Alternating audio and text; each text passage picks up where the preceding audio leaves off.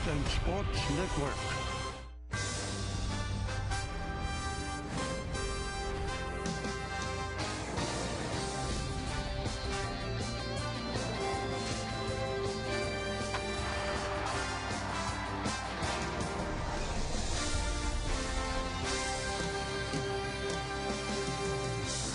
Well, the Yankees are hoping the big bats are out today, and so are the fans that are making their way to the new ballpark. And across the street from the new ballpark is a brand new field that's sprouting up out of the ground.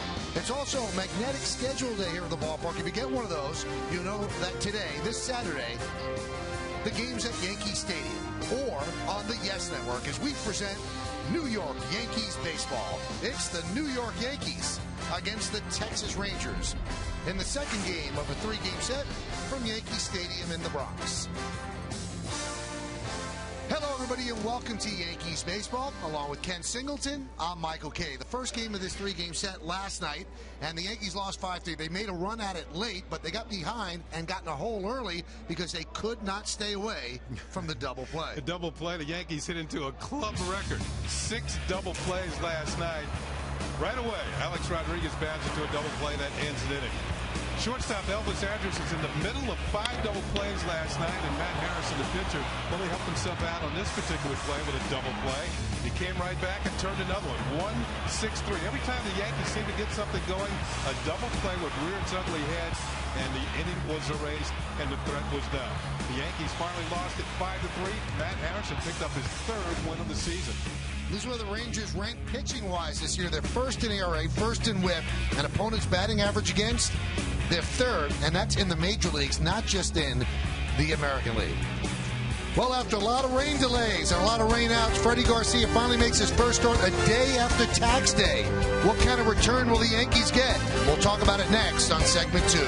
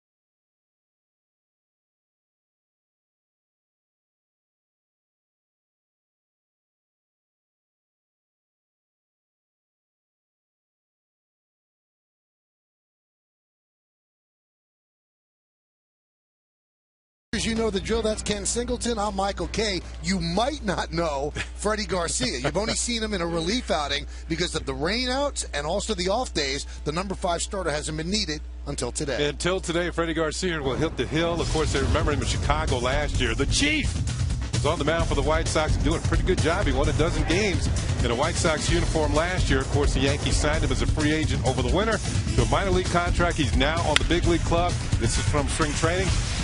And he did well in the spring. He earned the 5th starter spot. Kind of an off-speed pitch now. Used to be a power pitch. He kind of changed his style, but if he gets the ball to the corners, he'll be all right today. He's had a solid career, Kenny. 302 starts, 133 and 87. ERA just over 4. Opponents hit 256 against him. And last season with the White Sox, 12 and 6, 4.64. And he took the ball. He made 28 starts. So Freddie Garcia is certainly well rested. He is ready. Are you coming in on the train? Well, if you are, you have to know that lineup's first pitch. Baseball next, right here on YES.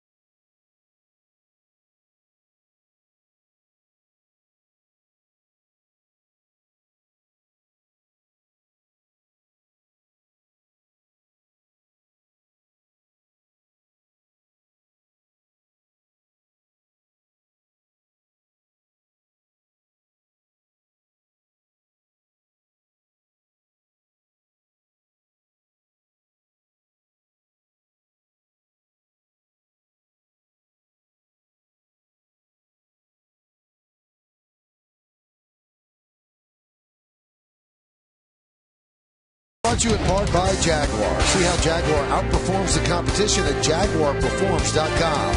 By Turkey Hill, the official ice cream of the New York Yankees. And by the new definition of world class, the 2011 Buick LaCrosse. On a cold, dark, and damp day here in New York City, we're ready for baseball. Crowd continuing to file in. The Yankees have taken the field, and Freddie Garcia is on the mound. Let's take a look at the Texas Rangers starting lineup, put together by Ron Washington. His Ranger team is 10-3, and they lead off their second baseman, Ian Kinsler. Elvis Andrus, the shortstop, will bat second. Batting third, playing first base today, Michael Young. Adrian Beltre at third base is going to clean up. Batting fifth and playing right field, Nelson Cruz. The left fielder, David Murphy, hits sixth. The number 7 hitter, Yorvik Torrealba, he's going to catch. Mitch Moreland DHs today. He's going to hit eighth. And batting ninth and playing center field, Julio Bourbon. As Ian Kinsler looks on, he's watching the warm-up tosses of Freddie Garcia, who's making his first start of the season. He is 7-5 in his career against the Texas Rangers. Those are his numbers this season. He pitched one game in relief. This will be his first start. One inning, a walk and a strikeout. Opponents batting .333. Let's check out the Jeep Pitcher Scouting Report on Freddie Garcia, the veteran right-hander. 133 career wins. That ties him with Johan Santana for the most wins by a pitcher from Venezuela. And Carlos Beltran was Rookie of the Year back in 1999. But the runner-up was Freddie Garcia, as he won 17 games for the Seattle Mariners that year, and he was a star in Seattle. In fact, he made the All-Star game in 2000. The game was held in Seattle, and he was the winning pitcher for the American League. So winning it while in a Seattle uniform in his home ballpark. So Garcia making his first start. Rainouts, off days, the whole deal, that's held him back. He did have that one relief appearance against the Red Sox. Ian Kinsler digs in. Garcia's ready, and let's do it in the Bronx. The pitch is upstairs, and we are underway.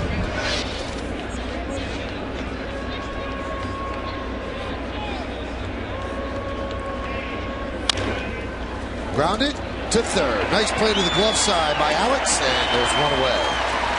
Let's take a look at the Yankee defense, brought to you by your Mercedes-Benz Tri-State dealer. We've already seen Rodriguez at third, so let's move to his left. Derek Jeter, then Robinson Cano and Mark Teixeira third to first. In the outfield, it's Jones, Granderson, and Swisher left to right.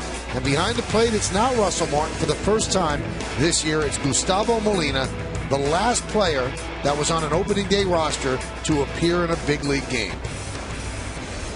No relation to the famous catching Molina brothers, but he has that name, and he is a catcher.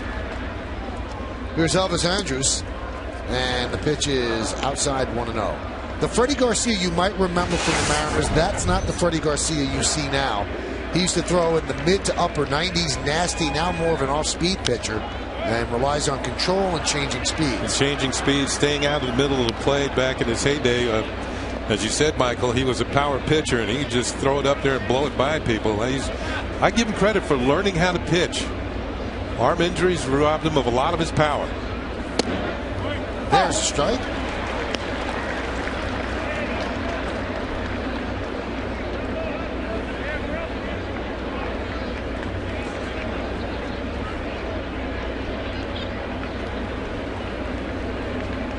The 1-2. Outside. Today's closed captioning brought to you by Verizon Wireless. Yankees lost last night's game 5-3. They made a spirited attempt at a comeback in the bottom of the ninth inning, fell a bit short. Ron Washington bundled up against the elements, and that one is lined into center field. Over toward right center. Curtis Granderson puts it away. IOTV offers incredible HD picture and sound. Get the best in HD free. IOTV is the official HD service provider of Yankees baseball on Yes. Now here's Michael Young, and Michael Young has tormented the Yankees here at Yankee Stadium. He has a 16-game hitting streak, including 3 games in the playoffs last year against the Yanks. And in those 16 games, he has 27 hits in 44 at-bats. He's been hitting against everybody lately. He's 11 for his last 23.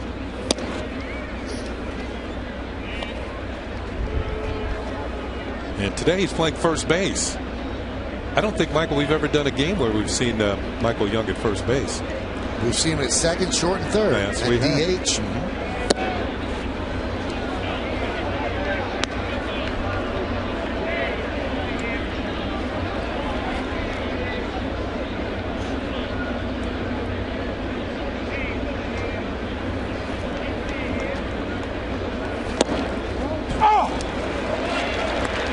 There's a breaking ball strike. Well, he's on the top 5 in most of the offensive categories for the Texas Rangers franchise. You take a look, first in hits, and first in doubles and triples. Trails Rafael Palmeiro in games and runs. Right off the end of the bat. Buck Showalter, who managed the Rangers, told the story about Michael Young the other day. He said never could give him a day off, and he would always argue with me. And finally I asked him why. He said when I was a kid, he said my dad would work 2 jobs, and he'd come home from the first job and have to cut his shoes off because his feet were so swollen, so they could put new shoes on to go to the second job. I don't need days off.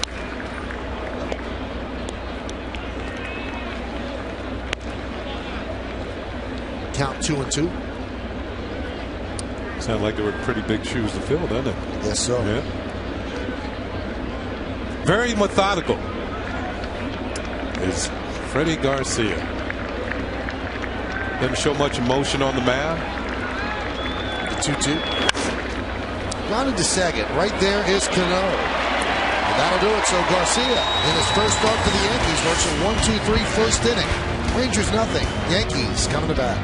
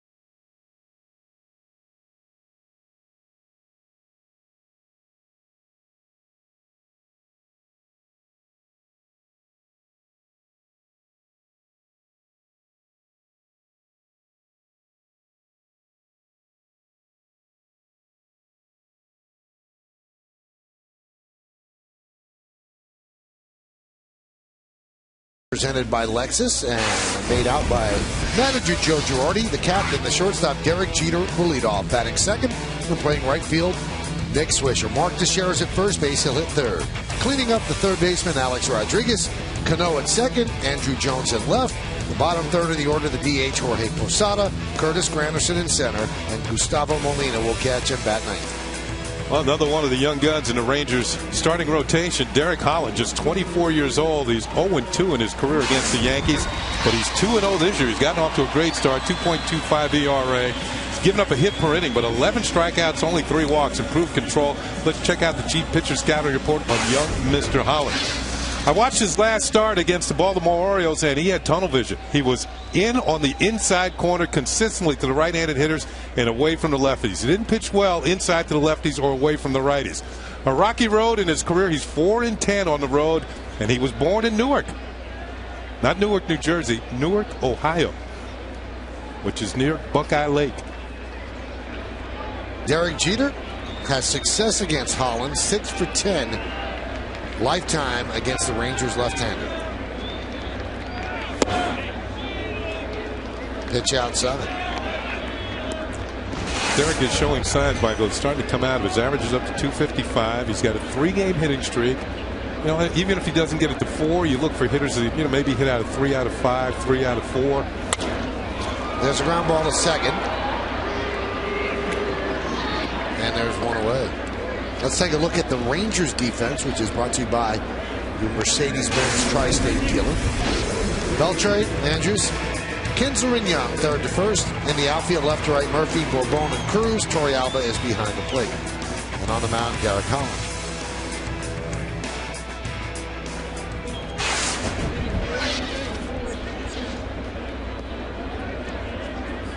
Here's Nick Swisher. Nick 3 hits in his last 10 at bats. His righty swing seems to be more put together than his lefty swing in the early going, as the Yankees are 7-5 so far this season. Strike. Derek Holland proves that you don't have to be a high draft pick to make it in the big leagues. A 25th round pick by the Rangers in 2006. He's got a good arm, though. 94 miles an hour with the fastball. Both those fastballs on the inner corner. Nick Swisher checking with the home plate umpire Lance Barksdale to about the location of that pitch. I'm sure if I saw that game, the Yankees have seen the video that Holland was all over the inside corner.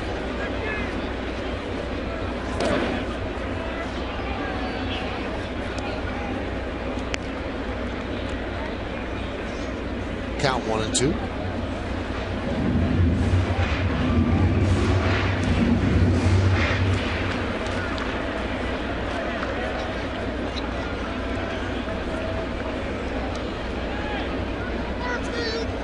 The 1-2. Looked like a cutter in. Holland last year had rotator cuff inflammation, and he was actually out of the rotation from late May until August 18th. In the ALCS, 2 games, 5 2/3 innings, and he did not allow a run against the Yanks. Did give up 3 hits. The 2-2. And the count 3-2.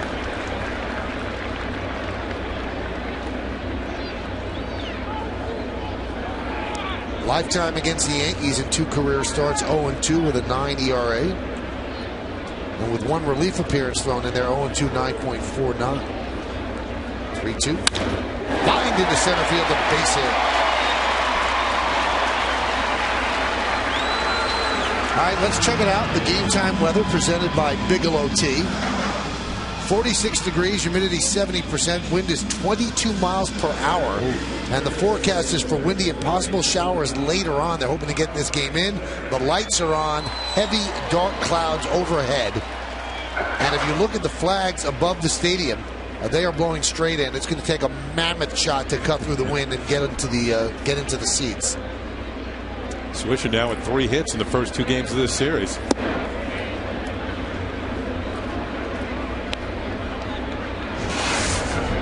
And 8 of Swisher's 11 hits this year against lefties. Yeah, he's now 8 for 15 batting right-handed.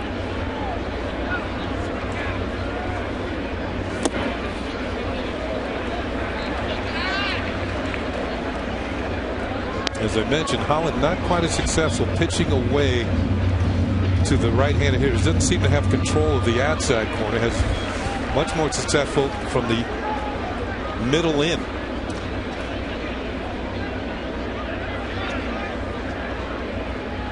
The 2-0. 3-0. You can see the target from Torrealba was on the outside corner, and he missed it. Teixeira 2 for 9 lifetime against Holland. He's in a 3-0 count.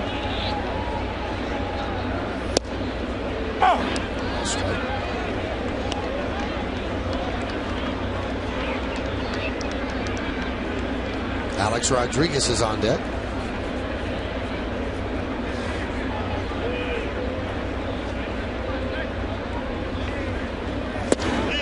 Another strike, and the count 3-2. Now, do the Yankees send Swisher? They hit into 6 double plays yesterday, and starting the runner, you could have a strike him out, throw him out double play too, but anything hit on the ground, you'd stay out of the DP. Let's see what they do. Stays put.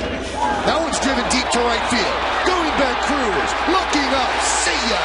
2-run home run, Mark Teixeira, and the Yankees are up 2-0. The Yankees' 23rd home run of the year.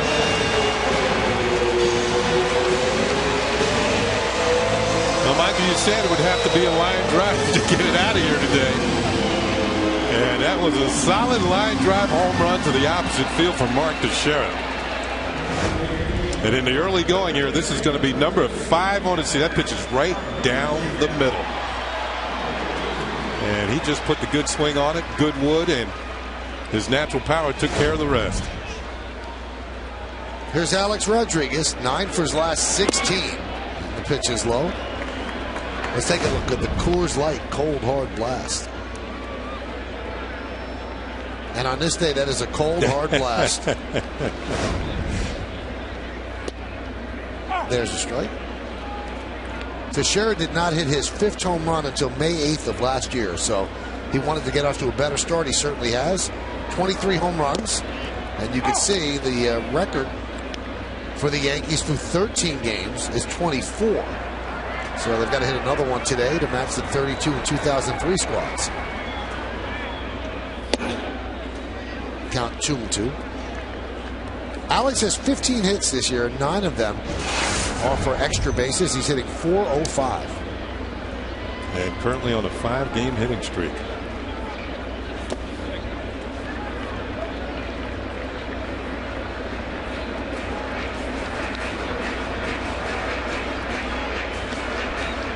Just one out, and Holland's already thrown 19 pitches. The Blue Jays' Yunel Escobar at .417. Alex is in 2nd place in the American League.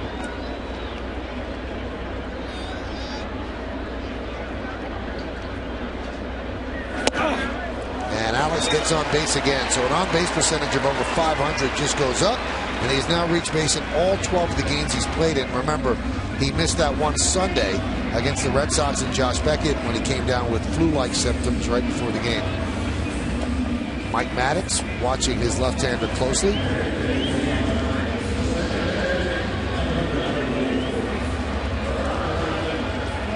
A-Rod talking with his coach Mick Kelleher and Michael Young. Very close with Young when they were together with the Texas Rangers. In fact, Young, I think, was the only Texas Ranger that was invited to Alex Rodriguez's wedding.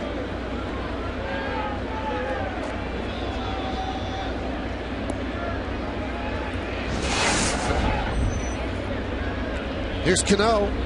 Robinson 10 for his last 25. He has not hit lefties that well yet. Last year locked in against lefties at .320 overall. And that's the last thing that he wants his game to come together. So he must be wearing out right-handers because he's still hitting .320. Last year actually hit .319, so one off.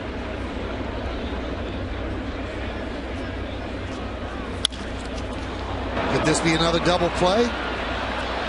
Yep, it's another double play, 4-6-3. But the Yankees did get a run. In fact, 2 of them on 2 hits, no errors, and nobody left. A 2-run home run by Mark Teixeira gives the Yankees a 2-0 lead.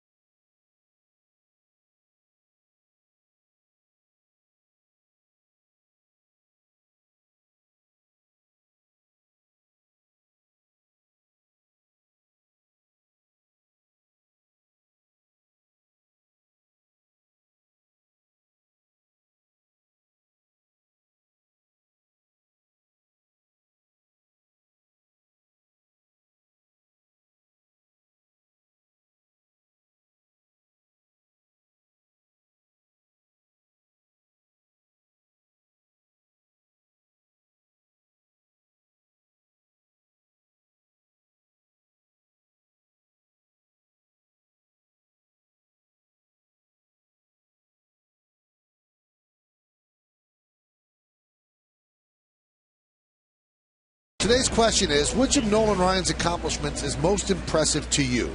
You can text your vote to 5872. Remember, standard text messaging rates apply. And here are the choices. Number 1, was it the 27 seasons he played? 5,714 strikeouts, his 7 no-hitters, 324 career wins. Those are your choices. I know one of those no-hitters wasn't impressive to me because I was on the other side. I bet. Oh, my goodness. We had no chance. Nolan is one of the owners of the Texas Rangers now. Hot shot, a base hit. Adrian Beltre starting to heat up. You're right. He's now on a 7-game hitting streak, and he can hit a high fastball. I think one of the reasons why the Rangers signed Beltre, because he's hit so well at the Rangers Park in Arlington. You can see a high fastball, and he just turns on it.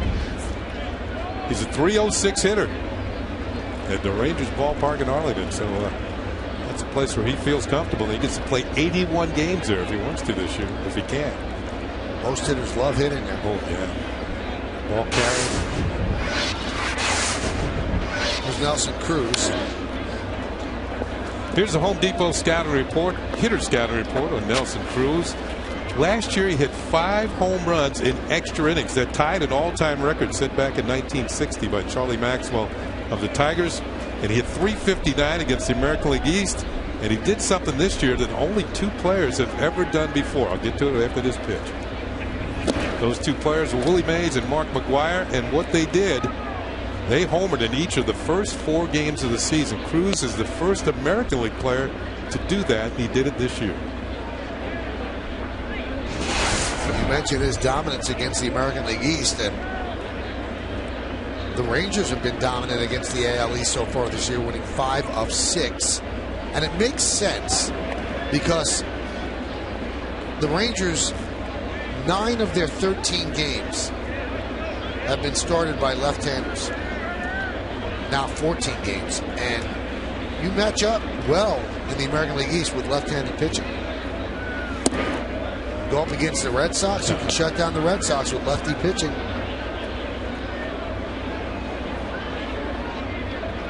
Tampa Bay has some left-handers on the team you can shut down.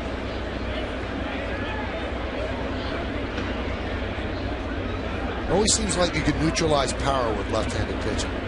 Good left-handed pitching. The 2-1.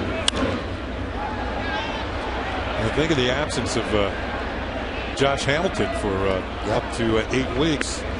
And it's going to be up to Nelson Cruz and Beltre and Michael Young.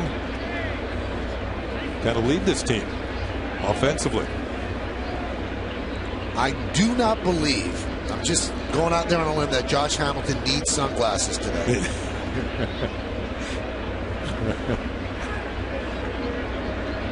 Kind of a cool look, though. It's cool, yeah.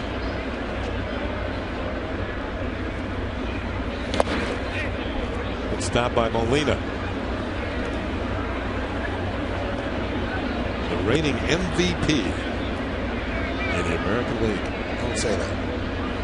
What? Oh.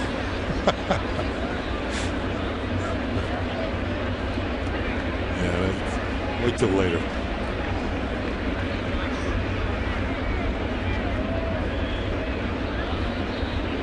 (3-2). The one thing that the Yankees like about Garcia, one of the things, he knows how to pitch. He knows what he's doing out there, because if he didn't, he wouldn't get many outs with his stuff. He's got to be smart. He's got to really be able to change speeds and hit corners and things like that and keep batters off balance. Runner goes. Ball fouled away because he's had shoulder issues. We told you that when he was young, he had a much better fastball. In fact, in 2002, his average fastball was just a tick under 94 miles an hour. And last year, his average fastball was 87 miles an hour. So there are 2 ways to skin a cat, and he's doing it in a different way than he used to when he was young. Yeah, somewhere along the line, he learned how to pitch and learned how to subtract. Take something off, throw his curveball a little slower. Runner goes again. Pitch is outside, so a little bit of a jam right here. First and second, nobody out.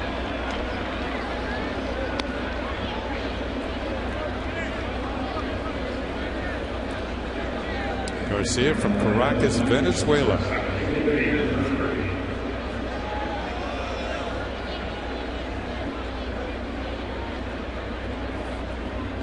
When he was young and threw really hard, his nickname was El Torpedo, the Torpedo. Here's David Murphy. Those were days gone by, though.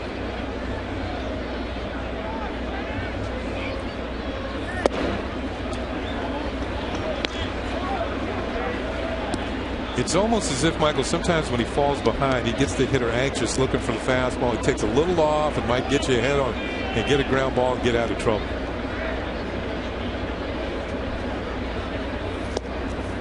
That's right.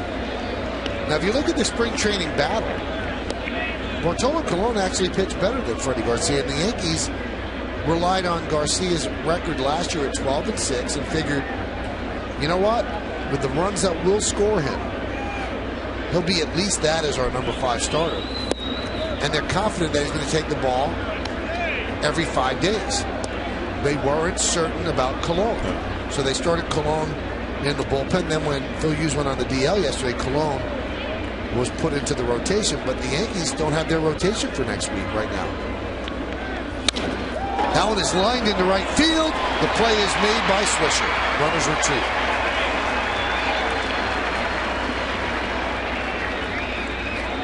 Now, the speculation is that Burnett is going to be Tuesday, and it's really up in the air who's going to be Wednesday. Maybe it's Colon. Maybe they keep Colon in the bullpen because Monday's an off day, Thursday's an off day as well. They could maneuver it whichever way they like. But you see Colon now as an official starting pitcher. He's in the dugout. He's not in the bullpen. Had a nice talk with Phil Hughes near the Yankee clubhouse prior to the game. There's A.J. Burnett. And yeah, he's frustrated, as you might expect. But he knows he's got some work to do to get his arm strength back. And he's willing to do it. He'll be back, just 24 years old. Might take him a little time to get it done. Grounded foul outside of third.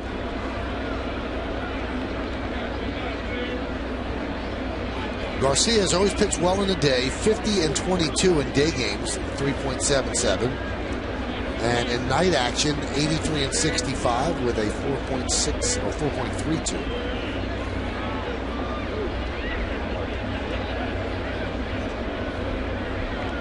The 0-1. Grounded into the hole. Jeter gets the force at second.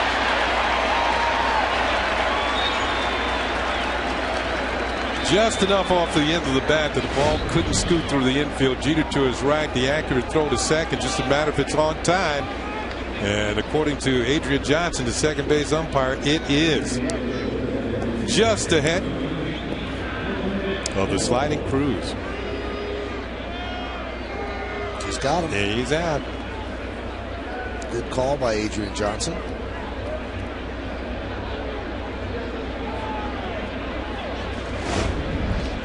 Plays first base at 7. Here's Mitch Moreland. Yankees lead 2-0 on Mark Teixeira's opposite field home run to right field. A low liner, which is what you're going to have to do to get a ball out today. Strike. Moreland 6 hits in his last 20 bats. This lineup is the same lineup as last night's lineup, except that Moreland is the DH and Young is the first baseman. But the order and the names are the same.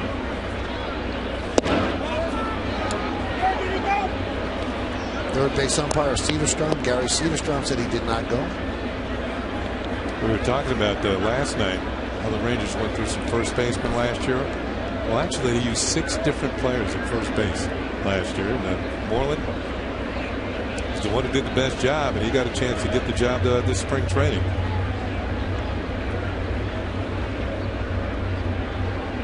Moreland impressed them last year as well. He hit .333 with runners in scoring position.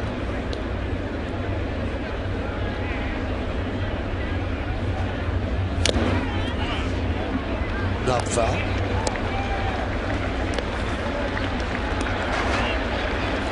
Lance Barksdale behind the plate. Philwood Culberth at first. Adrian Johnson is at second. And Gary Cederstrom wearing sunglasses over at third. He must have gotten a different weather report. The one for San Diego. The 1-2. But you're right, Kenny. There is a cool factor attached. Yeah.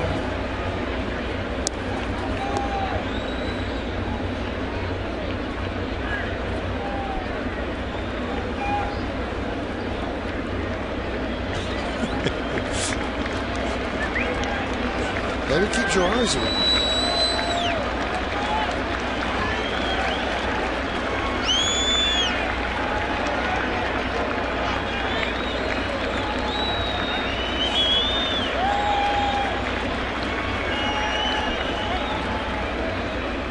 Jeter wants to talk with Garcia, so the captain a quick conversation at the mound, and Gustavo Molina joins in.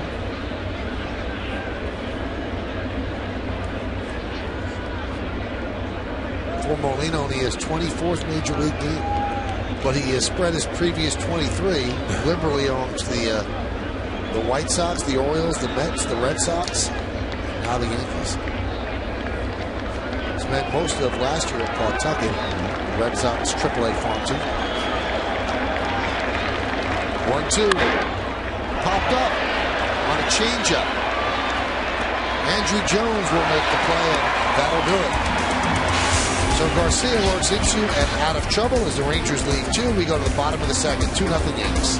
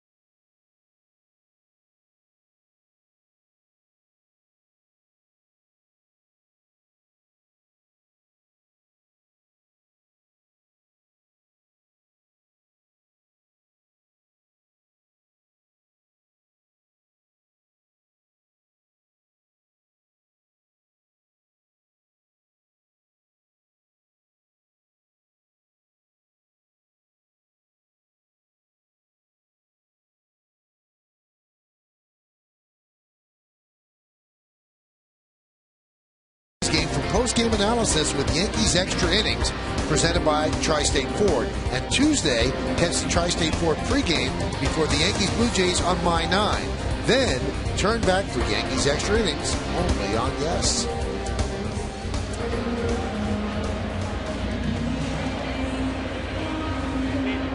Look at that. Oh, look at Nick Swisher helping out Mick Kelleher.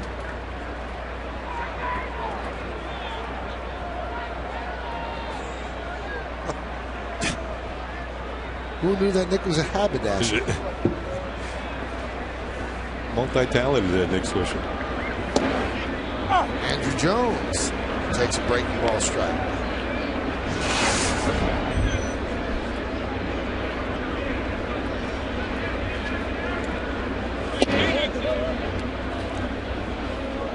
It is starting to drizzle here at the stadium.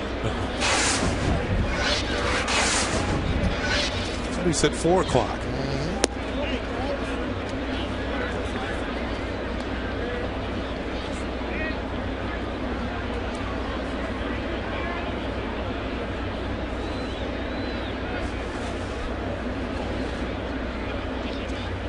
The 2-1. You're right. I shouldn't have said reigning MVP. Yep. You open the skies. Andrew getting his second straight start. Now I wonder, Kenny, is left field a strict platoon, or is the fact that Brett Gardner's gotten off to kind of a slow start, they're putting Andrew Jones in there against some lefties? As Derek Holland blows a fastball by Andrew Jones, I would think that maybe a combination of both, that Jones is going to get some starts against some lefties, particularly the ones that are hard throwers. But you're right, Brett Gardner's not gotten off to a good start. The other day, yesterday, he was working on his bunting. And that can always be a weapon when you feel you're not swinging a bat well, particularly make use of your great speed. Lay one down, beat it out, gives you a little confidence. You get an infield hit. Here's Jorge Posada 3 years ago on this date. The new Yankee Stadium opened, and Posada christened it with a home run just to the right of dead center field. So the first home run ever hit in this beautiful ballpark.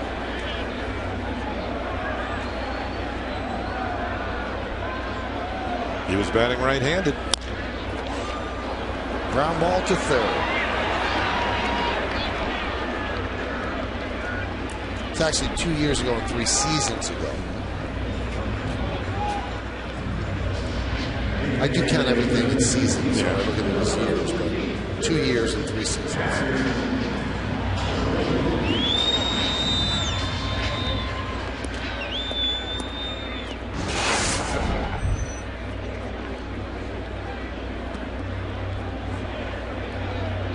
Here's Curtis Granderson.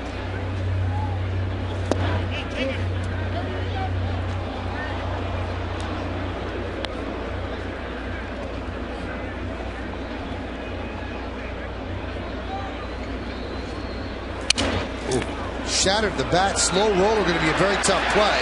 It's going to be an infield hit.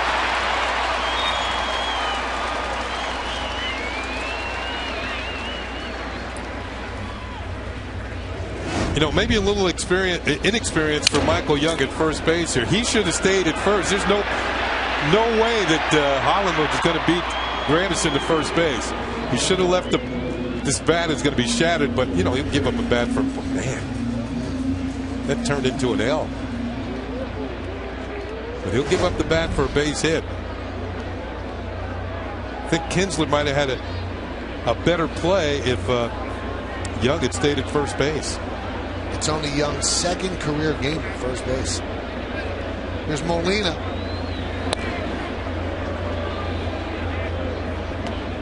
Gustavo did not hit that much in spring training, but the Yankees did not want to go with one of the youngsters, Romine or Montero, as a backup catcher. And of course, Francisco Cervelli got hurt.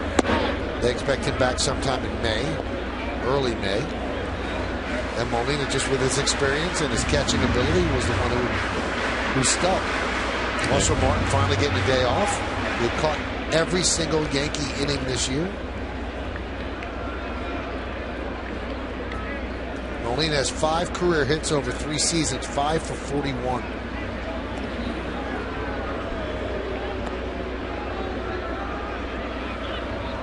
So on April 16th, he gets his first at bat of the season. And as we mentioned, the last big league player that was on an opening day roster to get an AB. Fly ball, shallow center. Coming on is Bourbon, and that will do it. In the second, no runs a hit, no errors, and 1 man left. Let's go to the third. 2-0 Yanks.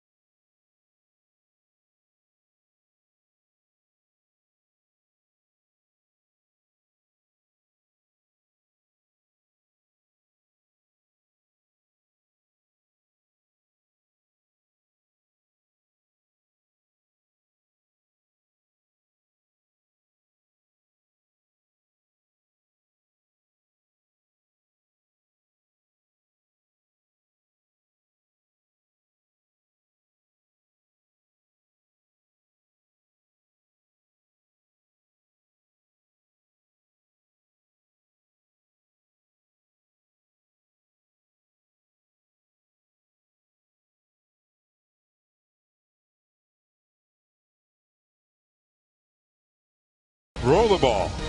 Hear about them all when Queens native James Caan joins Michael Kay for a new GMC Presents Center Stage.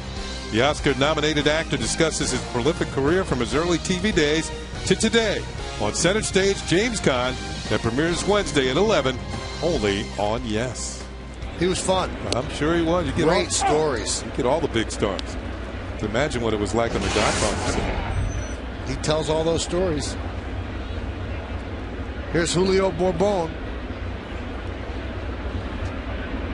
And he slashes one to left field, but playing in beautifully was Andrew Jones, and he makes the play for the first out.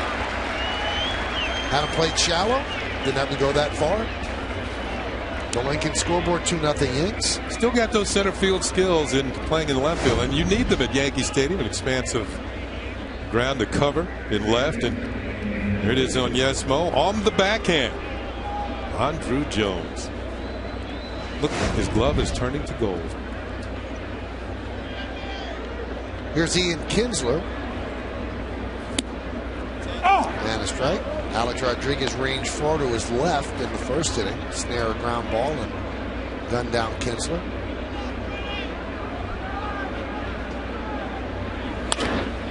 Gives Alex another shot. 2 away. That last hop was a beauty to Alex. He's looking over to Derek. Kind of an unusual way to come up with it, but he did make the play. Watch the ground. It's coming right at you. Alex jumps back, Jack, makes the play, and across the diamond for out number 2. You know, Alex is closing in. In a couple of years, he'll have played more games at third than he had at short, but he's the only player in Major League history to play at least 1,000 games at third base and 1,000 or more games at shortstop. This is his 1,004th game at third, played 1,272 at short. Now, the only 2 players with at least 1,000 games at 2 different infield positions, as you just saw, Rod Carew at first and second, and Ernie Banks at first and short.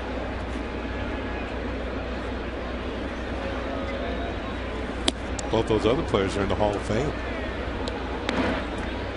Now, people forget, when Alex was a Gold Glove shortstop, he really was an outstanding shortstop and moved to third to facilitate the trade to the Yankees. He obviously couldn't play shortstop here.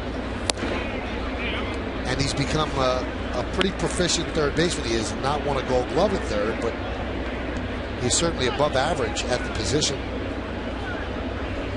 Has a good arm. And this year he has a lot more lateral movement. His hip feels great.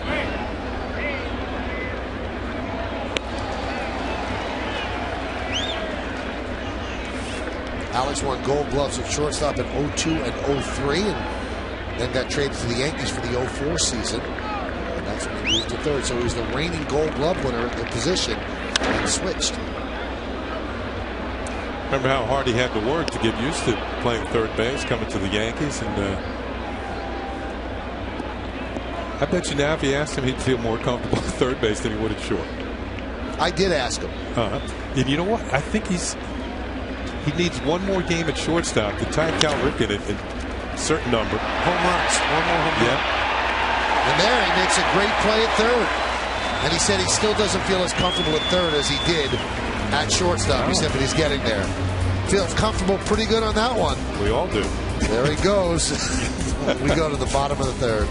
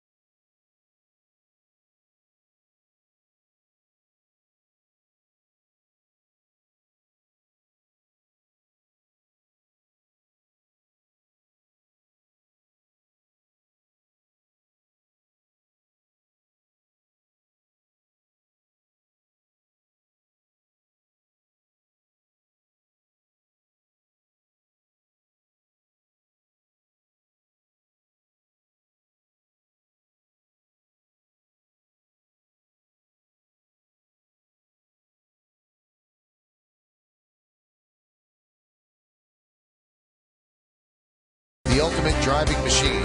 By priority mail flat rate boxes only from the Postal Service, a simpler way to ship. And by Mazda, zoom zoom.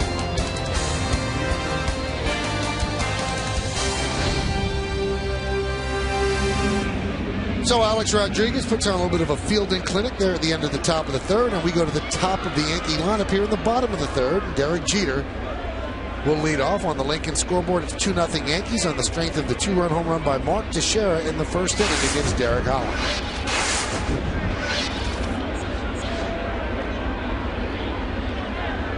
Jeter grounded to second in the first, and Holland deals inside 1-0.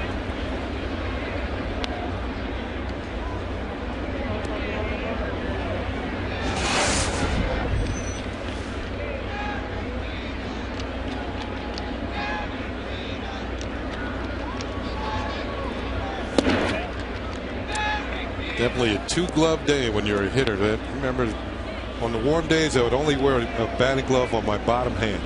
I just felt more comfortable with a bare top hand.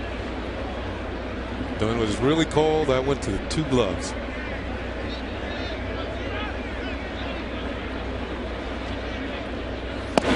Do pitchers pitch you more inside on days like this because it hurts so much to get jammed? Yeah, well, they know it. And hitters, in a way, are almost too quick. They're really guarding inside. They don't want to get that feeling of a bunch of bees in your hand, that stinging sensation by getting jammed. A pitcher who has a good changeup and can throw hard to the inside corner, I think, really has an advantage on the days like this. Because they're so inside conscious that if you change speeds outside, they're going to be way out in front. Exactly. You don't want to get jammed. And if you're a pitcher, you don't want to walk the leadoff man in an inning either. Well, Jeter already has 6 walks this year. He didn't have a 6th walk until May 8th last year. So a bit more patient in the early going. That's going to bring up Swisher. Picked up a single in the first inning.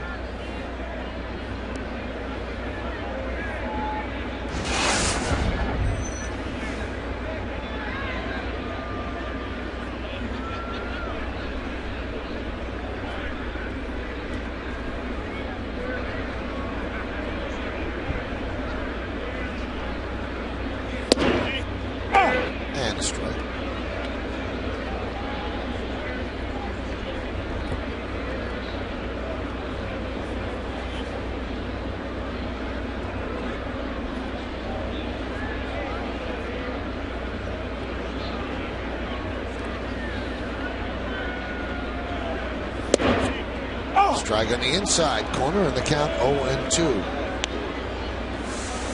Must have been a cold day on that baseball card. Kenny got 2 gloves on. It looks like Cleveland. April in Cleveland.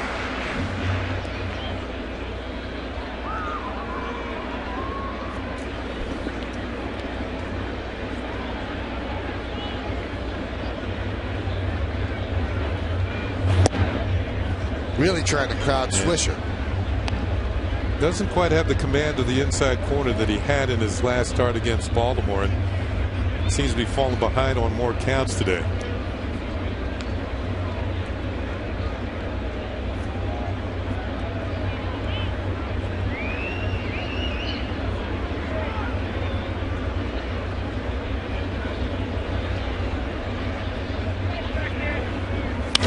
Line drive, base hit. Swisher is really hot right now as Jeter is going to go for third. He does, and Swisher follows him to second. Heads up base running by Swisher, and they caught Murphy sleeping because Murphy thought about throwing it to third and then had to pump and throw it to second, and Swisher running hard gets there. Well, you know what they say, he who hesitates is lost, and he lost 90 feet here. Swisher, as you said, Michael, on fire, particularly from the right-hand side of the plate, crushes another one. Murphy looks at third. Oh, can't get Jeter. Now he hesitates and throws to second, and Swisher turns it on. Good base running by both Derek Jeter and Nick Swisher. Jeter sees, take a chance, I can make it to third, no throw, and the hesitation allows Swisher to get into second. Swisher turning it on, rounding the bag, and hustling into second, turns what should have been a single into a double.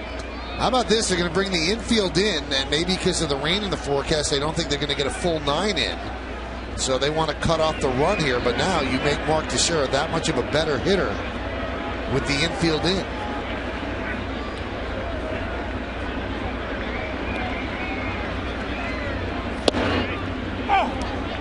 Strike.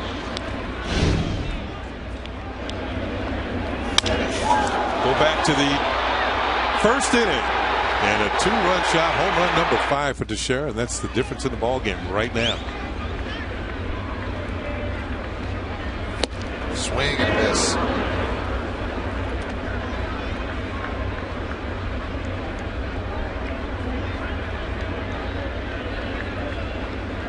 Teixeira 4 for 8 with 3 home runs and 10 ribbies, hitting with runners in scoring position this year.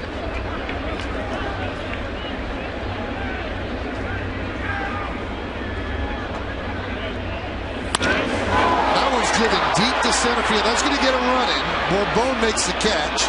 Tagging is Jeter. Also tagging is Swisher. Jeter scores. Swisher moves to third.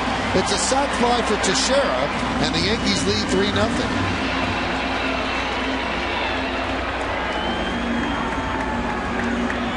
Well, the sac fly gives Teixeira 3 runs batted in today. He now has 14 on the year. That leads the American League. It leads the league in runs batted in. Well, Michael, you were talking about how the wind is knocking down these long fly balls. It knocked that one down. But it gives the Yankees a run and a runner on third, and the infield remains in. Alex Rodriguez walked in the first inning.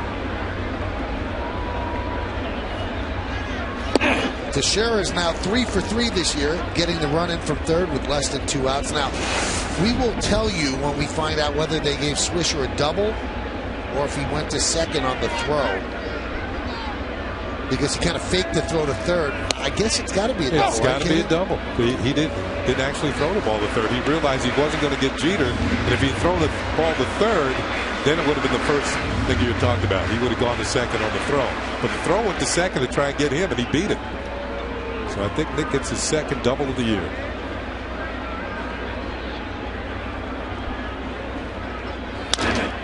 Soft ground ball to third, so the infield was in. They checked Swisher back, and A-Rod cannot get him in for the second out.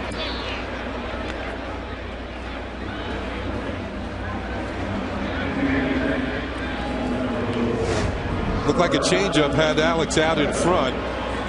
Yep, you can see the swing. Beltre takes a look at Swisher at third, then deals over the first. He's got a strong arm.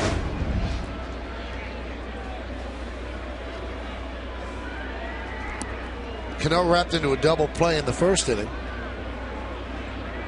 They did give him a double.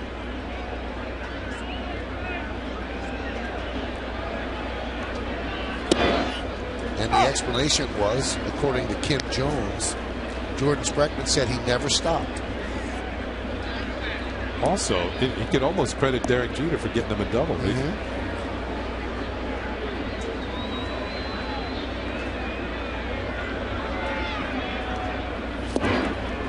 See, Nick has that wedding ring on a chain around his neck. Obviously, you can't wear a wedding ring when you're playing, but he wants it with him all the time, so he has it around his neck.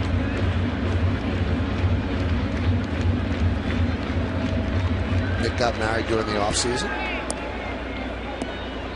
So he never wears it on his finger. He does wear it after the game's over. The game's over. Okay. Yeah. Strike 3. Cano down looking, and that's going to do it. But the Yankees get a run on 1 hit. No errors at 1 man left. We played 3 here at the stadium. The Yankees are up 3-0 over the Rangers on Yes.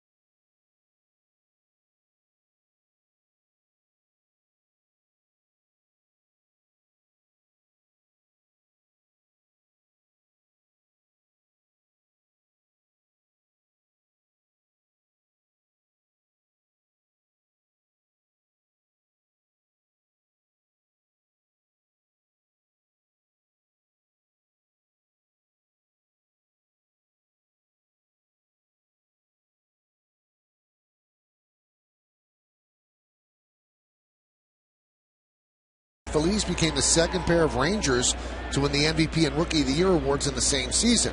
Who's the first pair? That could not be a happy Ranger fan, a New York Ranger fan, as they are down 0-2 in their best-of-7 series against the Capitals. But the series returns to the Garden tomorrow afternoon for Game 3.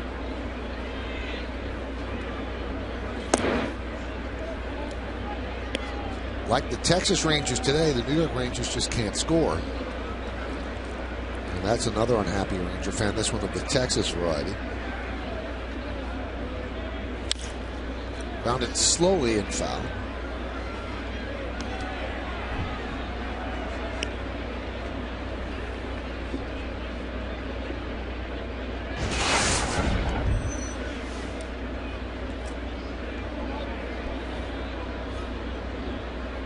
You think about it, this kind of the Knicks are in the playoffs, the Rangers.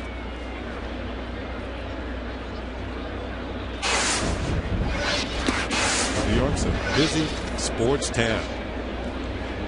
A little research, 2006, 7 of the 9 big league franchises in New York actually made the playoffs within their seasons. Football, basketball, baseball, and hockey. Line into right field. 1 out. Former Ranger Ty Domi is here, and now I feel a lot safer. An enforcer? Absolutely. So 7 of the 9 back in 06, so that was so pretty who were good. The 2 that did? The Islanders and the Knicks did that year. Busy back pages. Freddie Garcia's looked pretty sharp for a guy who had not started since spring training. He did come in for an inning of relief in Boston. 33 strikes, 19 balls of the 52 he's thrown. You know, the thing about it, you're right, Michael. He's looked pretty good, and for a pitcher who's not a power pitcher anymore, you have that feel and touch. Move the ball around, and those are the pitchers that really need regular work. High fly ball, right field. Swisher for the second out. Take a little off, add a little bit, move the ball, keep it away from the corners, and he's done a pretty good job so far. A little changeup, and Beltre was just enough out in front, got underneath it and popped it up. And of course the wind seems to be blowing in from right field, and certainly helps.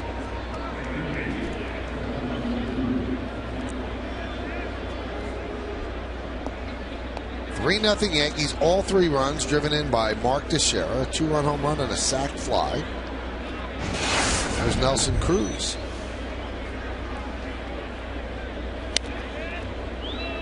.68 mile an hour.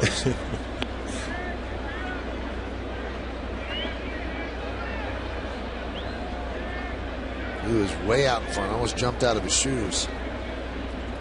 And that's what good pitchers do. They use the batter's aggression against them. There's a ground ball to short. Worm burner. Jeter across the diamond, and that's going to do it. And Freddie Garcia has retired the last 8 in a row. We'll go to the bottom of the 4th.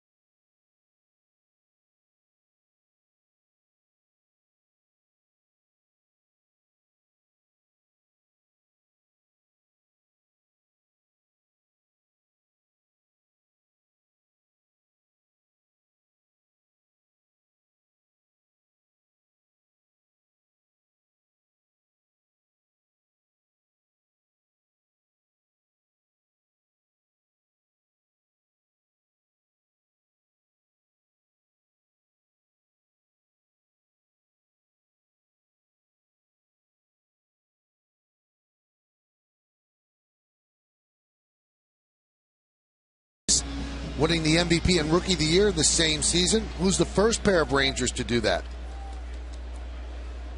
Jeff Burroughs and Mike Hargrove. Grover. 1974.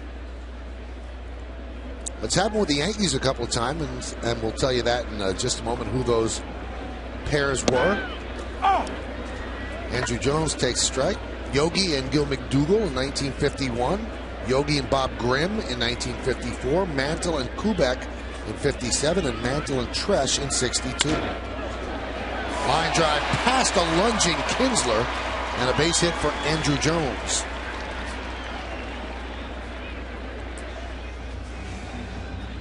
Hit number 5 for the Yankees on the afternoon, and Andrew Jones gets one out over the plate, scorches it by the diving Ian Kinsler, and the Yankees have leadoff man on for the second consecutive inning. Kinsler with the all-out leap.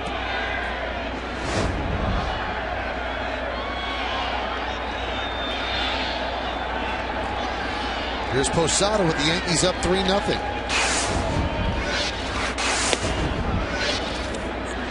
Chases a high fastball.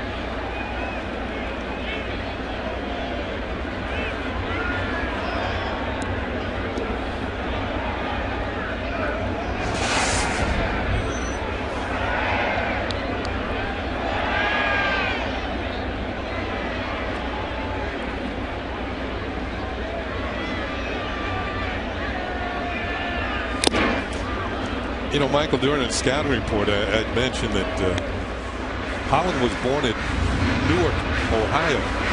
And just for the heck of it, I looked to see how many states have a city or a town with Newark in it.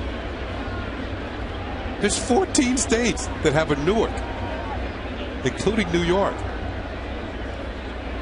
You had a lot of time last night, didn't you, Kenny? That was this morning, Michael. The one in Delaware is actually Newark. That's how they pronounce it. But Newark, New York is a little village about 30 miles southeast of Rochester. Just interesting fact. Just throw that in there. And the thing that's the biggest fact to me that you left unsaid is that your wife Suzanne is actually in town with you and you were studying. You know, I did that this morning. That wasn't She wasn't up yet? No, I did it this. I was at the ballpark and I did that. Okay. Yeah. I did get up a lot earlier than she did, though.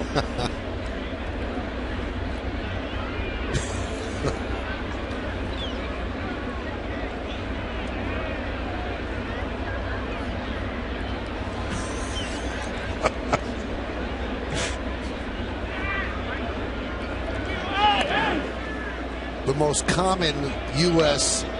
city name is Franklin. Yeah. There are 30 Franklins in the U.S. So there are 30 states, with, unless one state has 2, which is really could be confusing. Yeah. Franklin, Kentucky, I know that.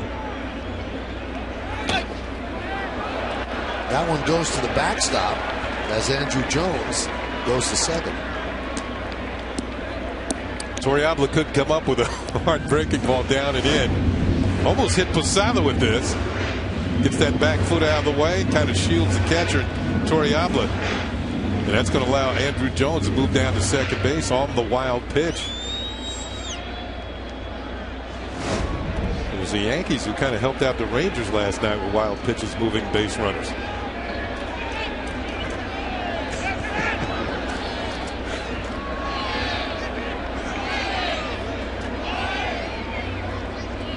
So Jones at second, nobody out.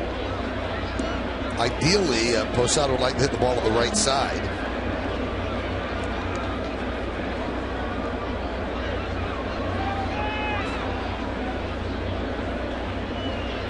And to keep him from doing that, you should look for a pitch inside. Here it comes. And he grounds it to third, so they kept him from doing that. And Posada is out on the 5-3. Andrew Jones stays put at second.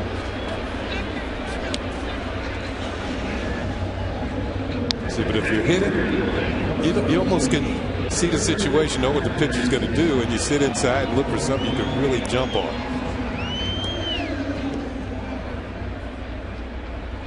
And it's not the point in the game when you're down and you have to get a run that you would just completely give away the at-bat and try to push it toward the right side, even on an inside pitch.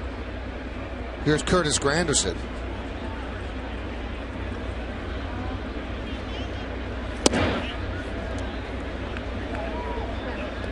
Count 1-0. Yankees got 2 in the first on the 2-run home run by Teixeira, 1 in the third on a sac fly by Mark, and that's where we are right now, 3-0, bottom of the 4th inning.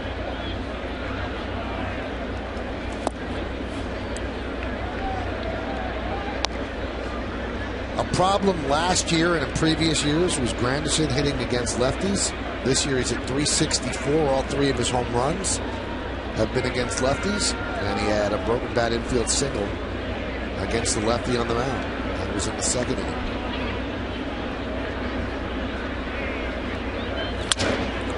Another broken bat.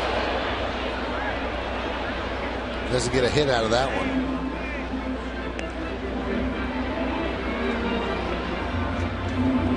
You know, the end of the bat here, before the game on the video board here at Yankee Stadium, they were showing Curtis Granderson's trip to New Zealand, and they were teaching him how to play cricket. And that looks like a cricket wicket after he got through with it, after that foul ball got through with it.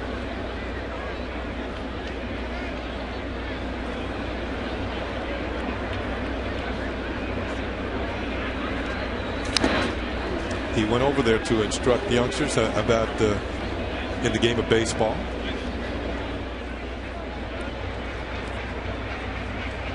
So in the, well, maybe not too distant future, we'll be looking for the first Major League Baseball player from New Zealand.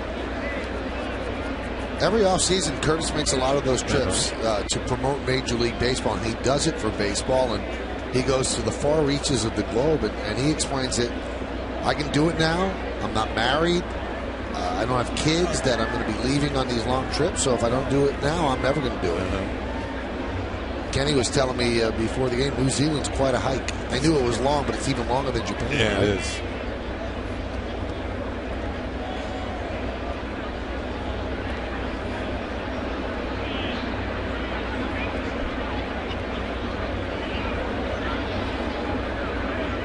Two-two. Behind the right field, Cruz will make the play. See, there is poetic justice in baseball. He broke a bat and got a base hit. This one he hits on the nose as hard as he could hit it and gets nothing out of it.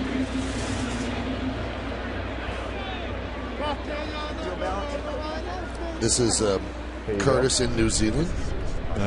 He was on the North Island. There are 2 main islands in New Zealand. And here he is teaching some of the youngsters how to make the catches like he does in the outfield. Try to catch the ball after you caught it. Bring that second hand up. Yeah. Such a good guy. And he was telling me that a lot of Americans have moved to New Zealand. And now they're probably watching the game on Yes right now. It is actually tomorrow over there. The 1-0. Gustavo Molina's bid for a hit is thwarted by Ian Kinsler. Got a nice jump on the ball and snared the line drive on the backhand. That'll do it. So the leadoff single by Jones wasted. No runs a hit. 1 man left. Yankees want to get these next 3 outs. Makes it an official game. They're up 3-0.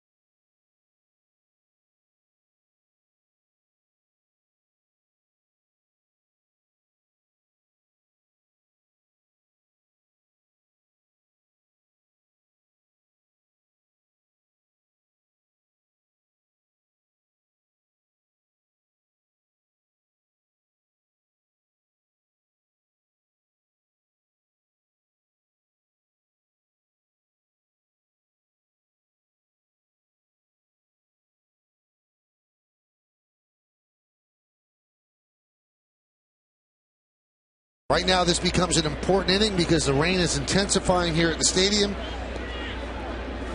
And you need these 3 outs to make this an official game. You see the record the Red Sox have at 2-10. And these are the 2-10 teams that have actually gone on to make the playoffs. What about the A's? Now the Giants, remember, the 1951 Giants had to go off on one of the great runs of all time. And we later find out that they were stealing signs during that time in the Polo Grounds. So 2-10, you're digging yourself a hole. I mean, I know it's early, and the Red Sox are a good enough team that they should be able to come back from that. Or 2-10 is not a real small sample. It's 12 games. That's a lot of time. On the Acela scoreboard, 3-0. Yankees lead.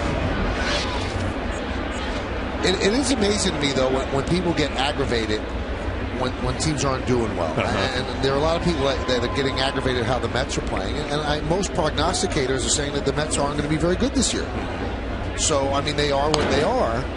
But with the Red Sox, you can see why people are aggravated, because that's a good team that has outstanding hitting and should be better pitching. They shouldn't be 2-10. They shouldn't be, but I think we've become such an instant society, Michael. Everybody wants success right now, and they realize teams have bad stretches during the course of the year. The Red Sox happen to be having theirs right now. Even the best teams struggle at times from time to time. It just is highlighted when it's right out of the right out of chute. the gate. Yeah. Right.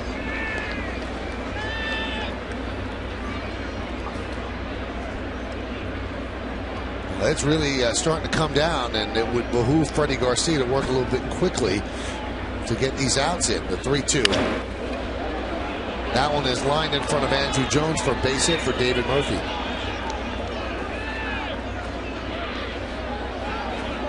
That is only the second hit given up by Garcia. Now, there's also a thought process when the umpires allow you to complete this. If you're going to play in this, then you're going to commit to play in this.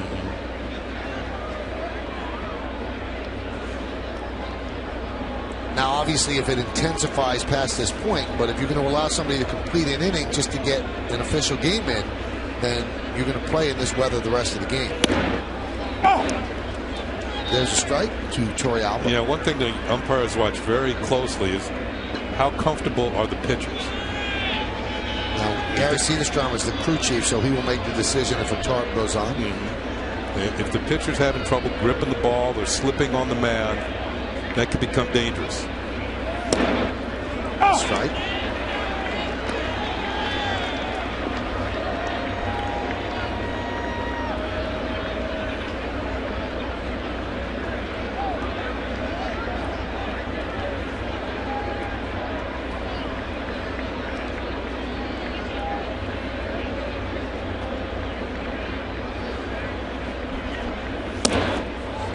And the count 1-2.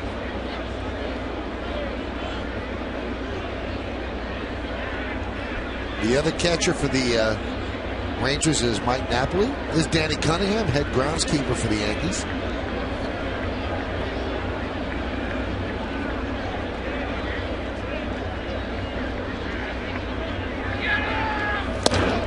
Breaking ball, did he go?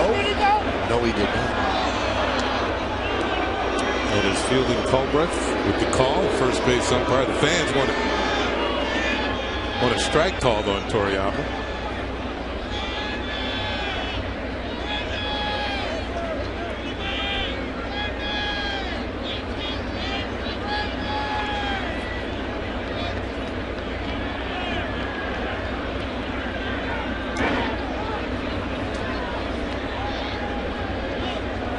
We showed Danny Cunningham. I'm amazed. No one knows better about what the weather is going to be than a groundskeeper. It's amazing. If some local station was smart, they would hire Danny Cunningham to do their weather.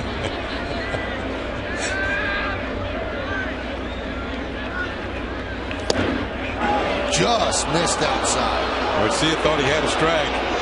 At least the noon verdict, so he could come out to the ballpark after the noon news. Let's take a look.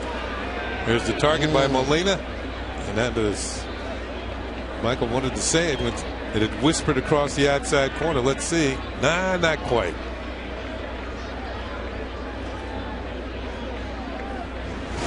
Joe's okay with it. Runner goes. 3-2. Rounded to third.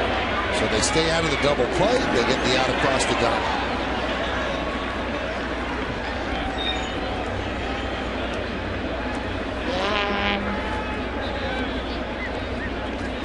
So one down, runner on second.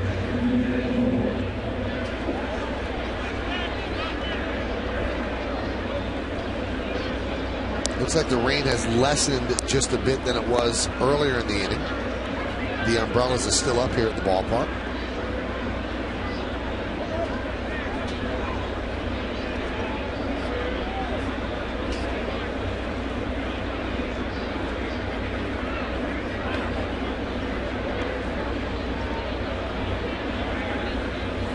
Moreland hits a deep fly ball to right field. Wind's kind of taking that right back to the infield, and Nick Swisher stays with it to make the play. Oof. That got caught up in the wind, and it's like it hit a wall as Murphy scoots to third. Nick had to scramble to make the play.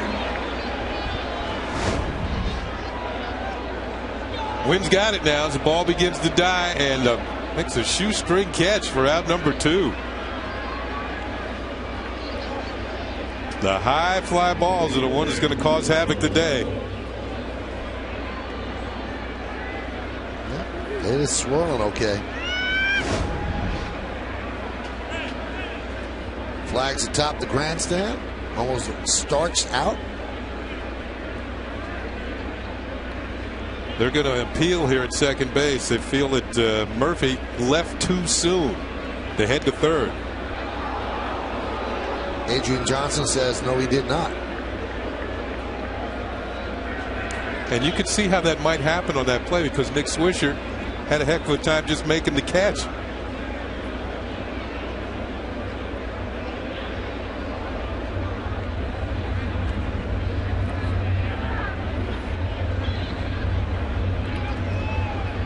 Here's Bourbon. Yankees in at the corners.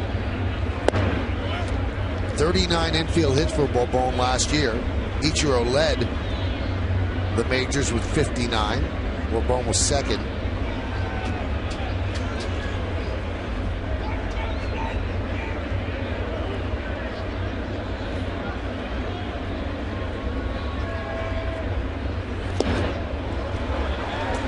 Change up. 1-1.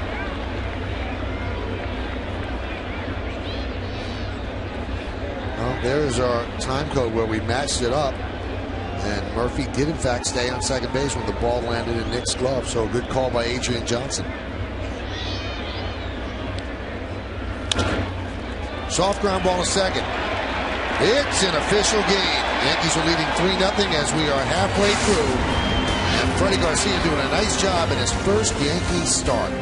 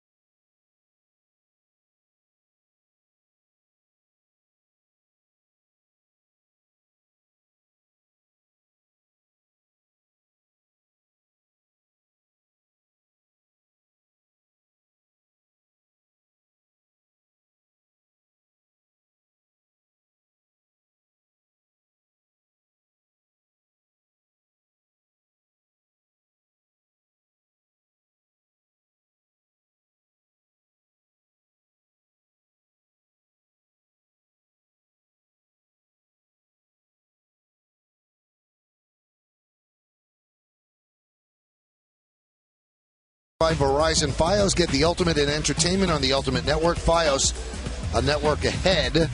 Alexia Gondo has been a revelation. From a reliever to a starter, 2-0, has not allowed an earned run. CC Sabathia has pitched in some bad luck. Look at his ERA. He has yet to pick up a win. That game's on ESPN at 8 o'clock, but Yankee extra innings immediately following the game right here on Yes. We'll break it down. So bottom of the fifth inning now. Yankees are up 3-0 on the Acela scoreboard, and Derek Jeter will start it off against Derek Holland.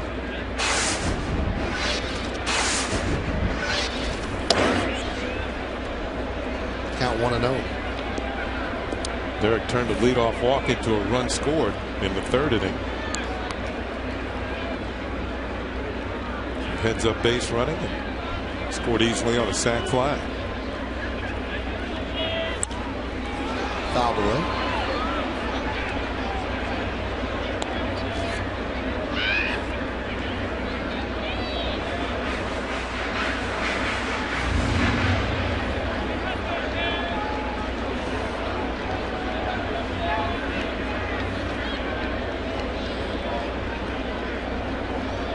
And Holland deals.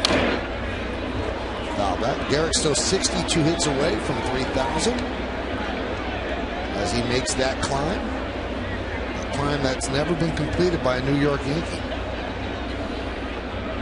And he has promised that he's going to try to enjoy the journey.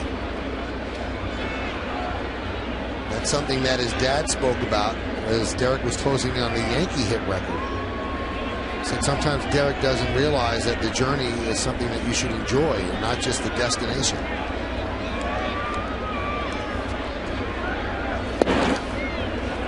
Two and two.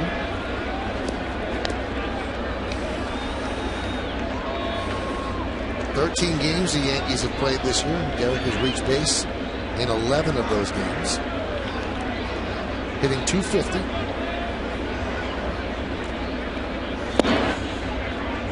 And the count 3-2.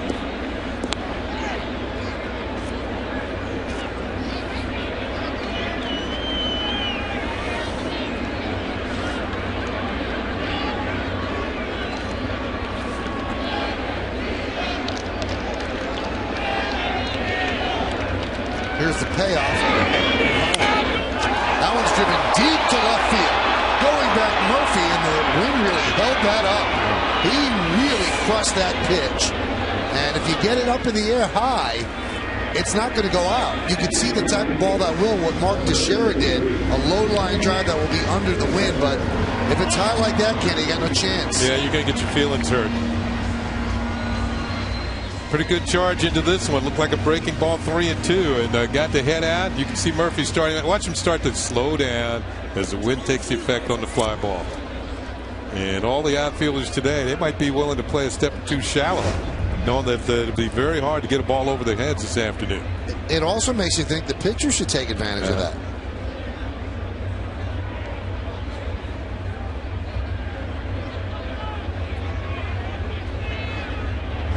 Maybe keep throwing high fastballs that, you pop up. Pop up.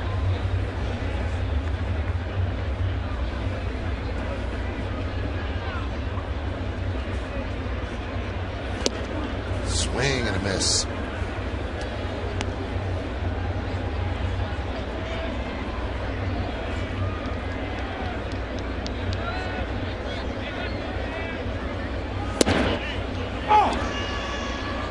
Count 1-2. A little extra starch on that fastball, 95 miles an hour.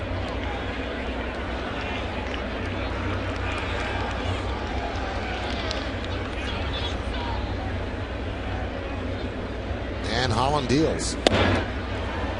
Chases a high fastball, does the swisher. 2 outs. Third strikeout for Derek Holland as Nick Swisher's going to leave the strike zone on this one. And he knew it. Yeah. Nick hasn't had a bad at-bat in a long time, especially from the right side of the plate. Going to sneak up and bite you every once in a while. Here's Teixeira. Big cut on an off-speed pitch. Count 0-1.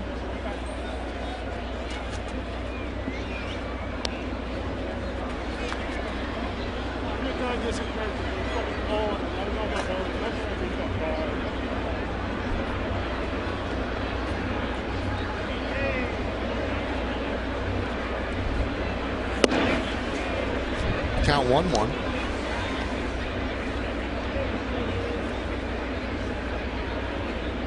.4% of their runs have scored via the home run. That's the highest percentage in Major League Baseball. The Orioles are next at 47 plus. It's a good thing to have that type of power in your lineup. But when you get to the postseason, you can't strictly rely on the homers. Michael Young will put it away for the final out of a 1-2-3 inning. We've played 5 here at the stadium. Freddie Garcia and the Yankees are shutting out the Rangers 3-0.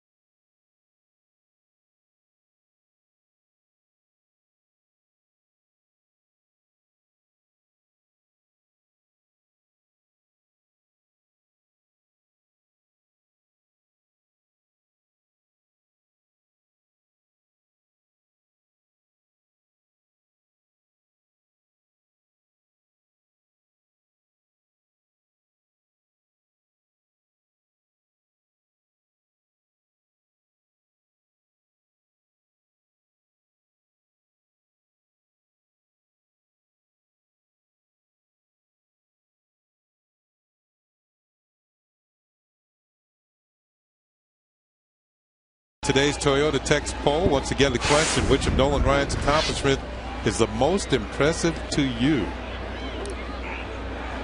I say the no-hitters. Yeah, I do too. So does our entire listening audience, it seems like 60%. Yeah.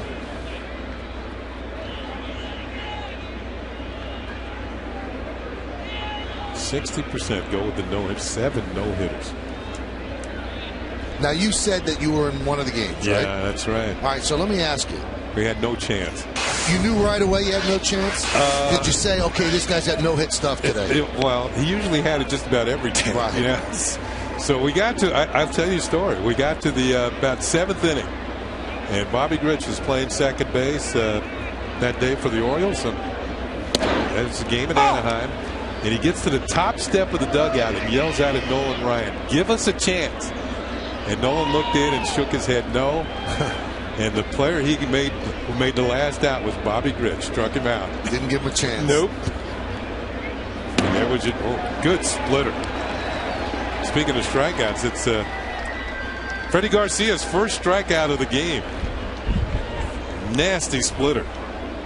It's nasty right now. The wind is blowing from right to left. The rain almost is running parallel to the field, and you wonder how long Cedarstrom will allow them to play in this sort of weather right now. That was a trapdoor splitter. There's Elvis Andrus. Pitch outside, and you know, you can't lose sight of the fact how impressive this is for Garcia to be pitching as well as he is, with having not made a start since spring training and against a really top flight offensive firepower in the Rangers.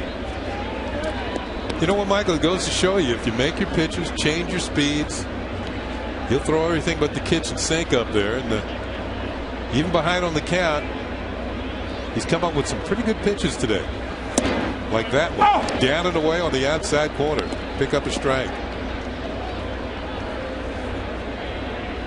David Robertson getting ready. They asked Joe Girardi before the game. Well, he had been stretched out in spring training, but he hasn't been stretched out and continuing to start here, how much can you expect to get out of him pitch-wise? Ground ball to Jeter. And Joe wouldn't give a number, but he said we're going to have to watch him closely. He's thrown 81 pitches right now.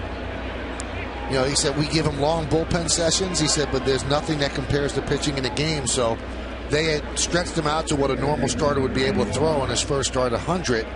But that regresses. It's not something that stays with you. Once you get stretched out, if you're shut down for 3 weeks, it's like you have to start again. And that's how the pitchers have broken down by inning.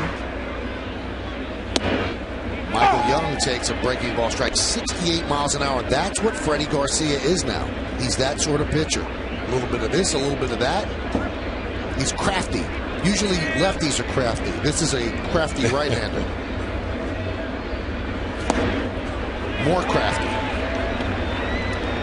That was actually a little faster, 74.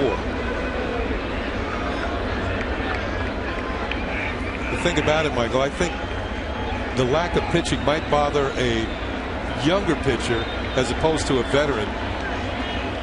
There's that splitter. And Jeter gets another try. 1-2-3 inning. And Garcia really is pitching a gem as we go to the bottom of the 6th inning. Yankees up 3-0.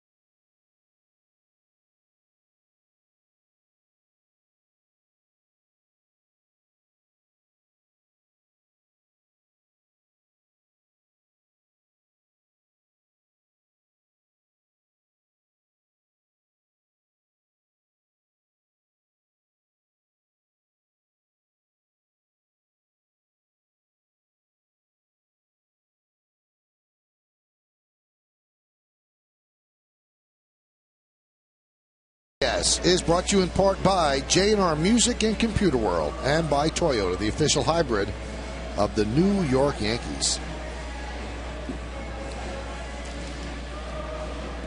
Well, Gary Cederstrom, the crew chief, is letting them play on. They're putting some of the drying agent on the pitching mound and also around home plate. And Derek Holland, dealing with a 3-0 deficit, is ready to pitch the bottom of the 6th. But don't miss an all-new WB Mason Presents the Joe Girardi Show. Joe looks ahead to next week in Toronto and Baltimore with his thoughts on how the American League East is shaping up. Plus, the skipper talks basketball. How far does he think his hometown Bulls can go in the playoffs? It's a new Joe Girardi Show tomorrow at 7:30, only on Yes. Bulls are playing right now, aren't they? And they're losing to the Pacers by 10. But Joe's going to give you the entire overview of the best of 7 series.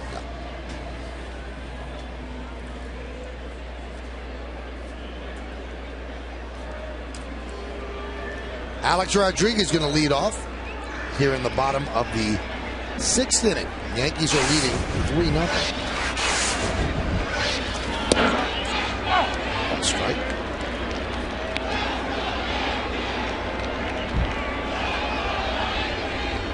Now, we saw David Robertson throwing in the Yankee bullpen, but now it's Jabba Chamberlain. Could Joe Girardi be thinking this game could be shortened And he wants to go with move Jabba up in it. Well, Jabba is his 7th inning guy, Yeah. so he'll pitch him in the 7th, and he will use Soriano in the 8th, and Mariano in the 9th.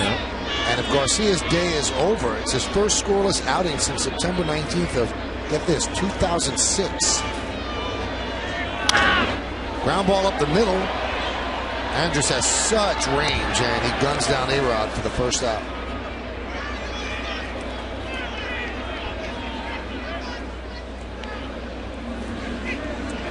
Well, it appears that Freddie Garcia, his day is done after 84 pitches. And outstanding. Particularly when you factor in the layoff that he's had. Hadn't made a start, as Michael said, since spring training.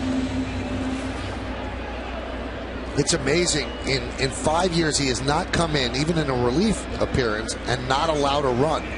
And here he is throwing 6 zeros up on the board in his first Yankee start.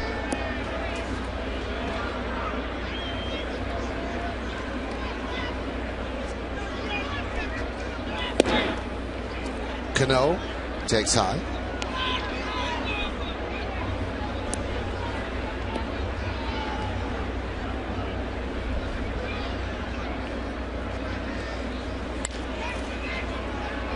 Ground ball to second. 2 outs.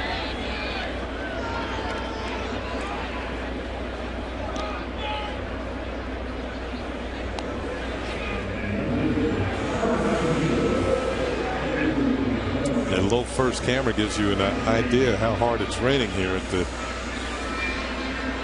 at Yankee Stadium.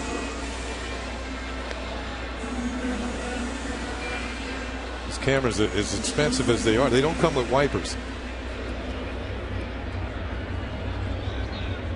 But they see all. Yes, they do.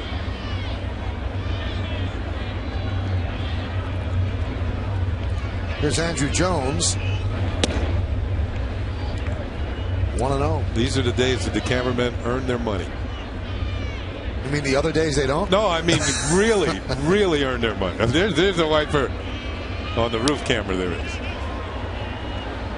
No, you're right. It's tough. And you know what? I give the fans sitting in the stands so much credit today. Those are hardy fans. Obviously, they committed to coming to this game, and they're sitting through this. And you know, the Yankees appreciate it as well. Swing and a miss.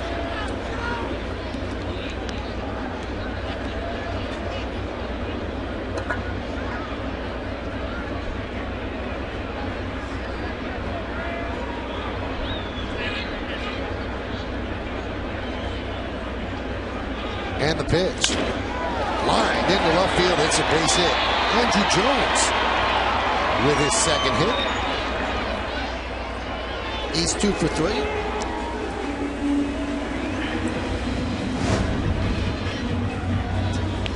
Pitch is right there in Andrew Jones's wheelhouse. Roped into left center field. It was all that Murphy could do to cut this off to keep it from being an extra base hit. Maybe the wet grass slowed it down a little. But Andrew Jones, the man of the perpetual smile, is on at first base.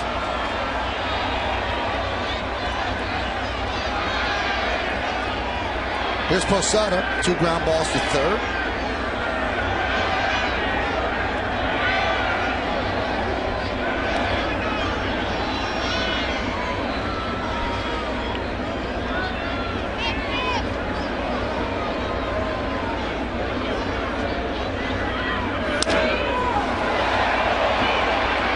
Into right field, and Cruz fights the elements to put it away for the final out of the 6th. Yankees strand 1. We go to the 7th.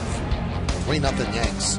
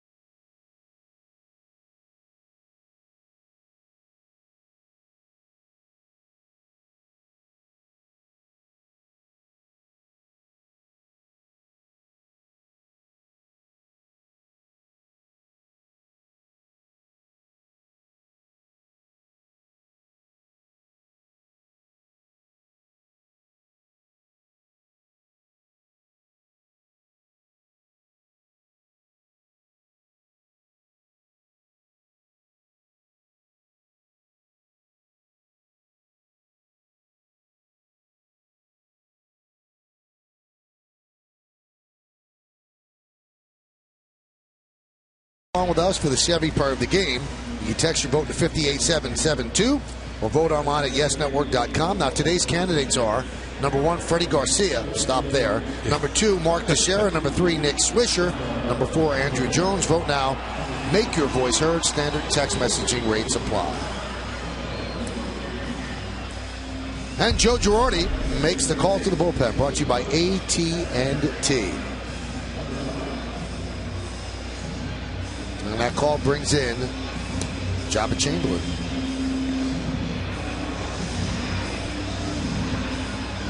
Should be a much different look for these Texas Ranger hitters. Fastballing Jabba Chamberlain, who the other day I think he was clocked at 98. Yep. And this will be his 8th appearance of the year. 7 strikeouts in 7 1/3 innings, just 5 hits allowed, 2 walks. Jabba getting the ball over the plate. It's not the only change the Yankees have made. As we go to the top of the 7th, there's a new third baseman defensively. Cadillac scoreboard as the Yankees up 3-0. That third baseman replacing Alex Rodriguez is Eric Chavez.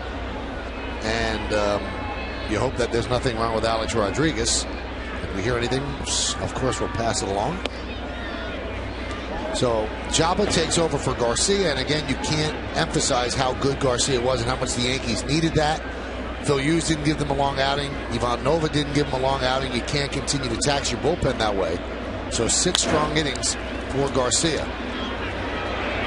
Jeter guns down Beltre, 1 away.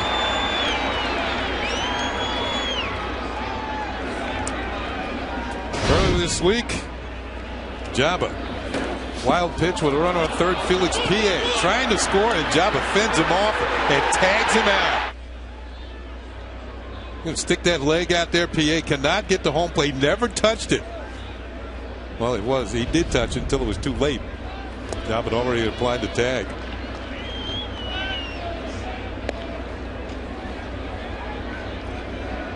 Yeah, you're right about Garcia. 6 innings, no runs, just 2 hits, 2 singles, a walk, and a strikeout.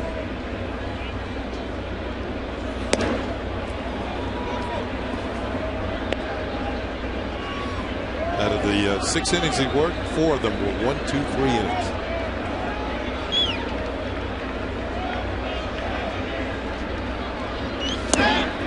Big healthy cut. There's that slider. He's got confidence in that slider to throw it 2-0. Great pitch. You know that the Cruz is all loaded up looking for a fastball 2-0. Slider disappeared on him.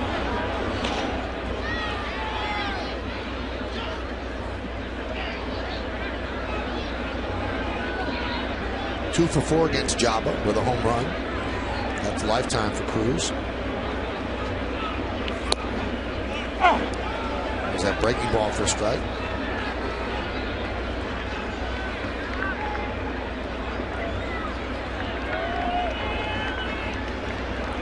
And the 3-2.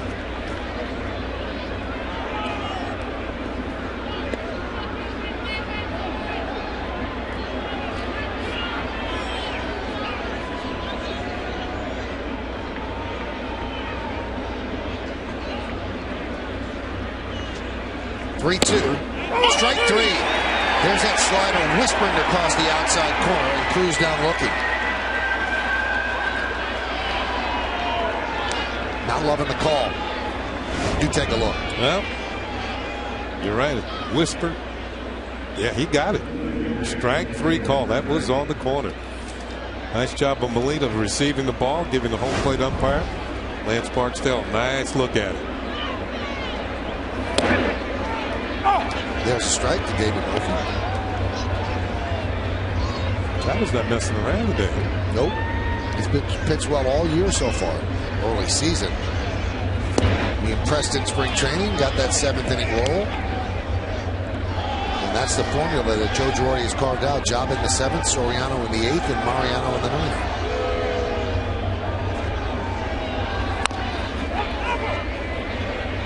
Kick foul at the last moment.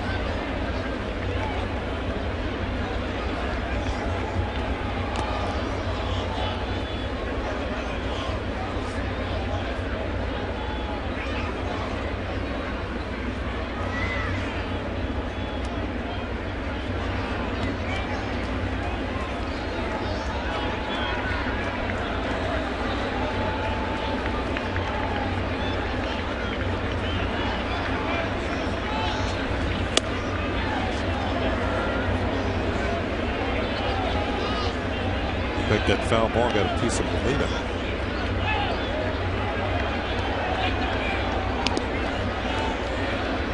That should make the season official right there for the catcher.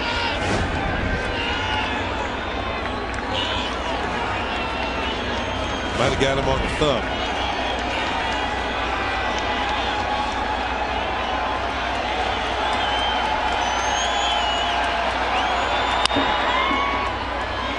Pounded up the middle, grabbed by Jeter, and he cannot make the play. Throws it past Teixeira, but hits off the fence in front of the camera well. So Murphy will stay first. That's probably going to be a base hit. Murphy's second hit of the game, and only the third for the Texas Rangers. Going to be a difficult play. And Murphy would have beat it down anyway.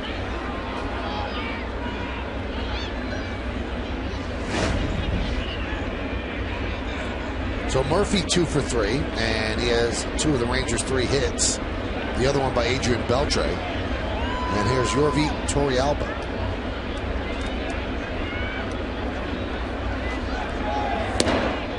Oh!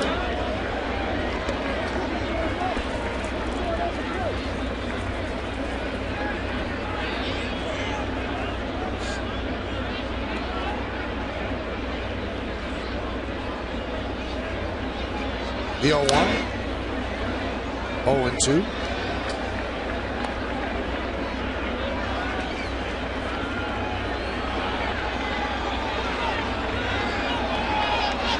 Yankees 3-6-0. The Rangers 0-3-0. I always thought on days like this when you're playing, if you're a hitter and the game is getting close to becoming an official game, anything close is going to be a strike. So you better be swinging. You know the umpires want to get the game in. It's already an official game, but now you're almost to the point where they want to get the game over.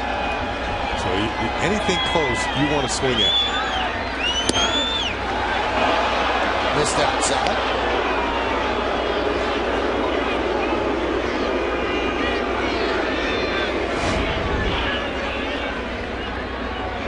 Moved too far off the corner.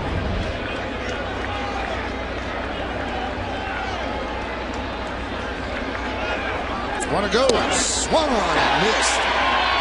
Got him on another slider, and that'll do it. No runs hit, no errors, and 1 man left. At the end of 6.5, it's time for the 7th inning stretch here at the stadium. Yankees lead the Rangers 3-0, but we will stay right here to honor America in the Bronx. Ladies and gentlemen, please rise. Offer a moment of silent prayer as we remember the servicemen and women who are serving our country at home and around the globe. Thank you. Now joining Kate Smith's rendition of God Bless America. God bless America, land that I love. Stand beside her and guide her through the night with a light from above, from the mountains to the prairies, to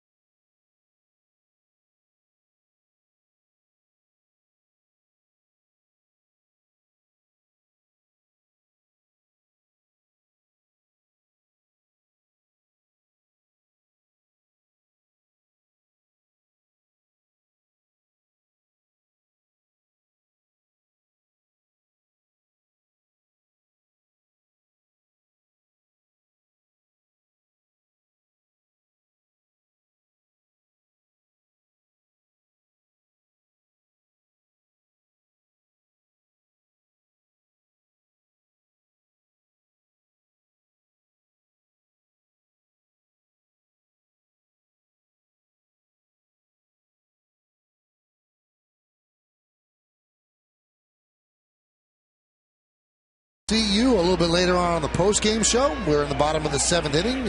Yankees lead the Rangers 3-0. Isn't that nice?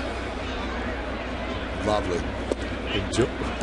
It's lovely. I appreciate it more now. It didn't sound enthusiastic, though. Oh, it was. The 1-0. Strike. Cadillac scoreboard 3-0.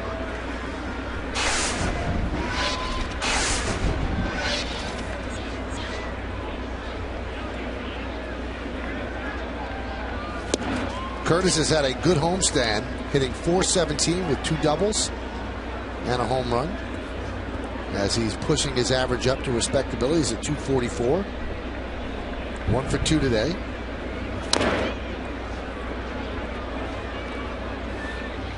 Well, you can't really get on Holland for pitching poorly, and it's just that the Yankee pitchers have shut down the Rangers. He gave up a 2-run home run to Teixeira in the first, an opposite field line drive to right, and then a sac fly to Teixeira in the third. That's it. Granderson goes around, and he will go down swinging. Hey, bring your family, friends, or business associates out to Yankee Stadium for a group outing and enjoy Yankees baseball in a game day suite. Game day suites can accommodate groups between 12 and 382 guests with all-inclusive food and non-alcoholic beverage packages. Make your special occasion legendary. Call 212-YANKEES, email suites@yankees.com, or log on to yankees.com/suites. Here's Gustavo Molina. Foul back. Molina, not related to Jose, Benji, or Yadier. 111th player, played for the Mets and the Yankees. And the 18th player, played for the Mets, Red Sox, and Yankees. It's a hot shot to Beltre. And Gustavo, in his first start for the Yankees, is 0 for 3, but he's done a nice job behind the plate. And hit the ball well twice.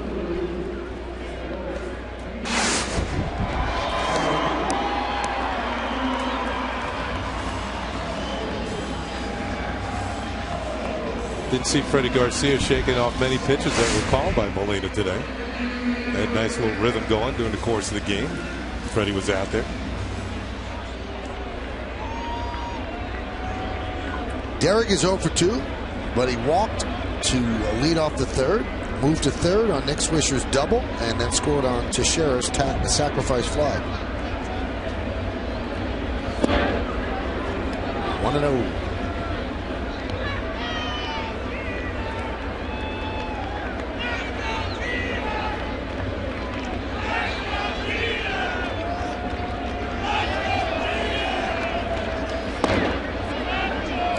This copyrighted telecast is presented by authority of the New York Yankees and may not be reproduced or retransmitted in any form. And the accounts and descriptions of this game may not be disseminated without the express written consent of the New York Yankees.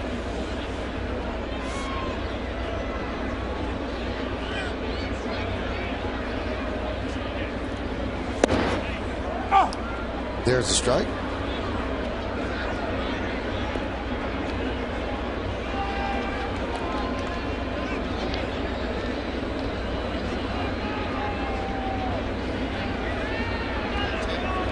The 2-1. Soft ground ball is short. This is not a hitter's day as the Yankees go down in order against Derek Holland. So we played 7 full here at the stadium. As we move to the 8th, it's the Yankees 3 and the Rangers nothing.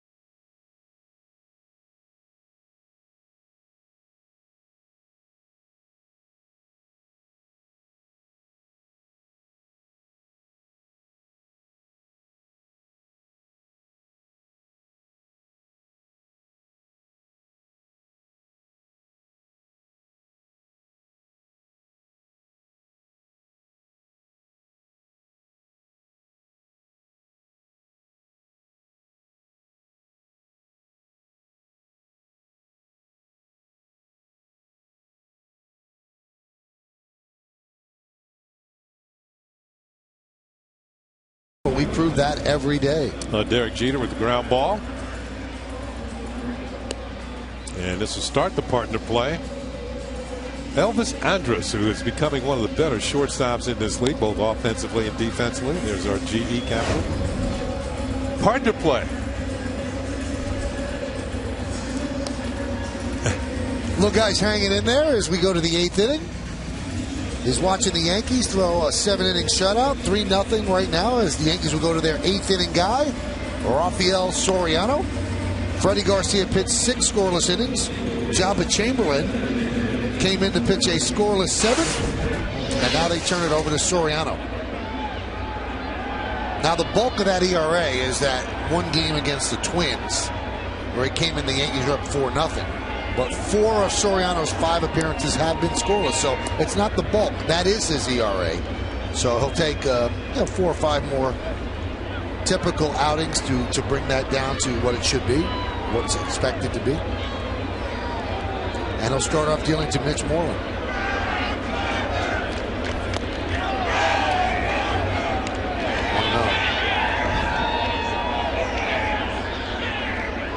Brett Gardner takes over in left field. So Andrew Jones gets the rest of the day off.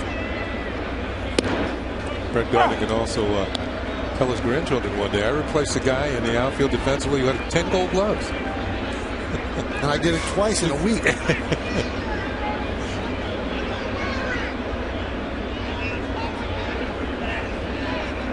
The 1-1. And he's going to test it right away, but he's not going to get to that one. It slices and then bounces into the seats for a double. Follow the New York Yankees with the MLB.com at Bat 11 app for your iPhone, your iPad, Android, or BlackBerry. Get live audio, pitch-by-pitch tracking, video highlights, and more. Text at BAT to 31826 or visit Yankees.com for details. So a leadoff double for Moreland. That's the 4th hit for the Rangers.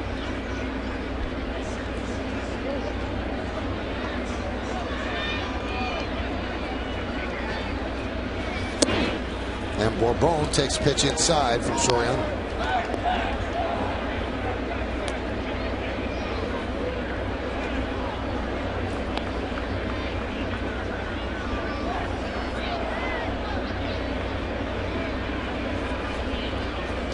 Lefty batters against Soriano this year, 5 for 13. Righties 0 for 6. You always have to be on guard against the bunt with Bourbon at the plate.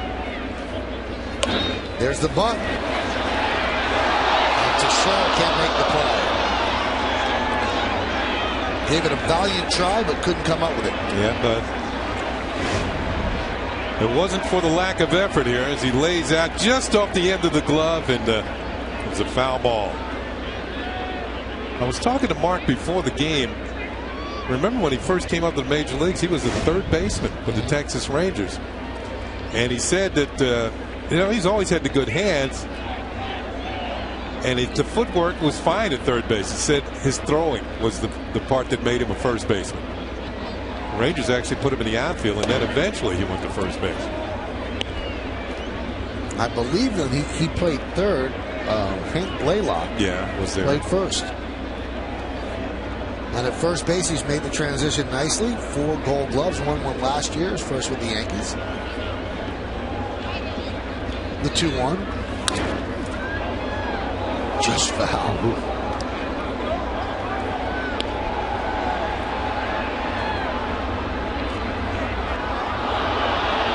Yeah. Talking to Mark before the game, he said 3rd base is a tough decision in the infield. Some people might say shortstop, but he said it's 3rd. You get all the hard shots. They call it the hot corner, of course, and then the long throw across the diamond. But he's got the hands, the soft hands of a 3rd baseman. I misspoke, Kenny. He won 2 gold gloves with the Yankees, 09 and 10. And that one is just a catch of a throw from Cano, as Moreland will move the 3rd.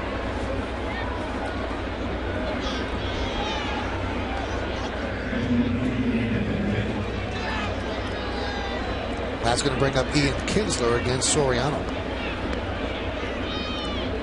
Yankees will play the infield back. They'll give that run up.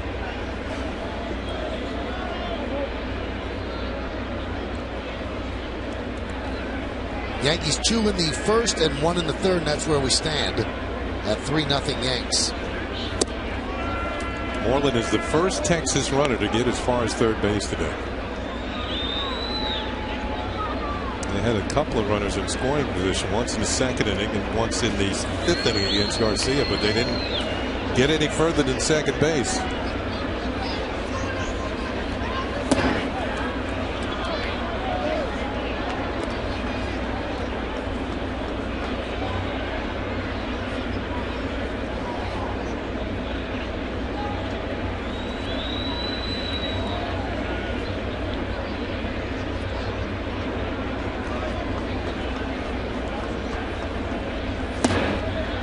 Count 3-0.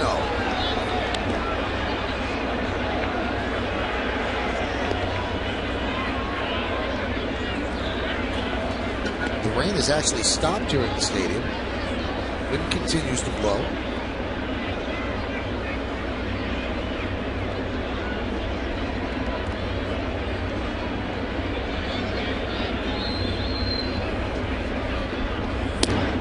And strike.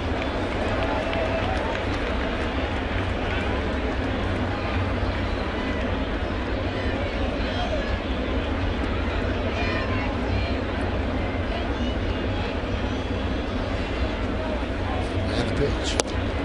Missed outside, so now that's going to bring the tying run to the plate.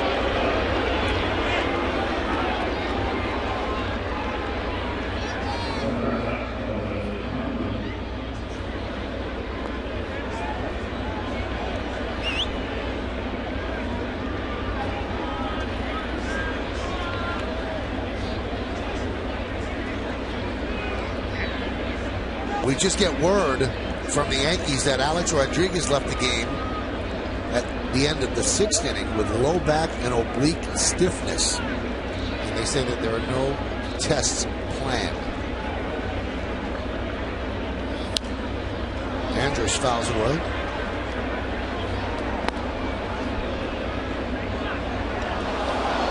Hopefully it's nothing more than just stiffness.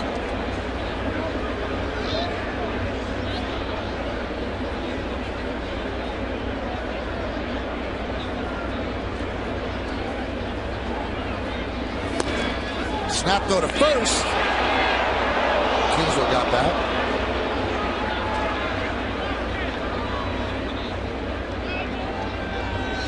Molina showing off a strong throwing arm. Steps right into this one.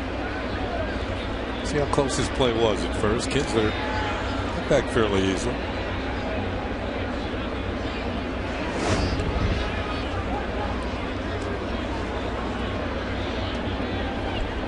Well, this is the first inning since the second that Texas has had multiple runners on.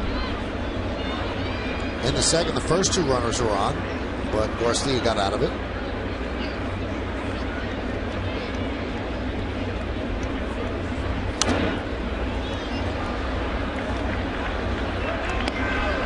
Count 1-2. Kind of a funky hack by Andrus on a breaking ball and a good one from Soriano. Looked like he took a little something off. Got it way out in front.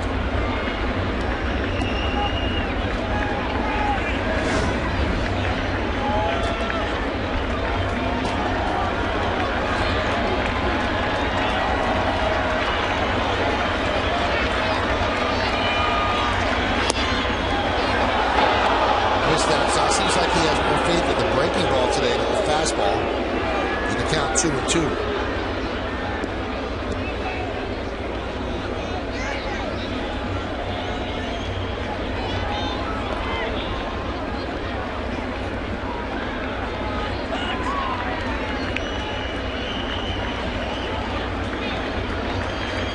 Runner goes. Fouled away. They are aggressive. Yes. They are constantly starting the runners, putting people in motion, trying to force the issue. We already saw the Ron Washington start a runner today and might have kept him out of a double play earlier in the ball game. And of course, the double play here would end the inning. So he has a speedy runner like Kinsler, has him on the move.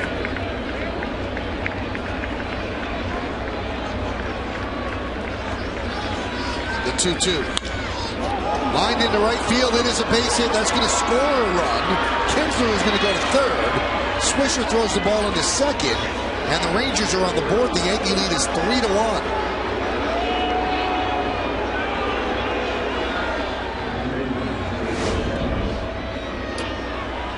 Pitches up where Andres can get to it, just kind of fights it off, pushes it into right field, picks himself up a run batted in, his 8th of the season. And in the process will chase Kinsler all the way around to third base. And the Rangers have the tying runs on base.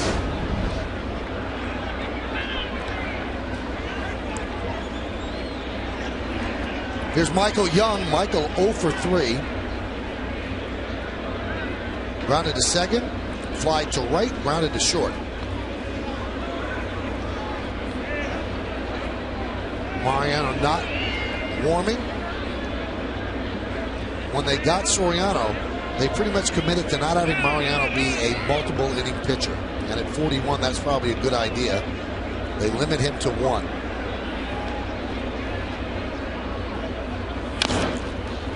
Dribbled slowly to third. That's a base hit and a run scores. It's 3-2.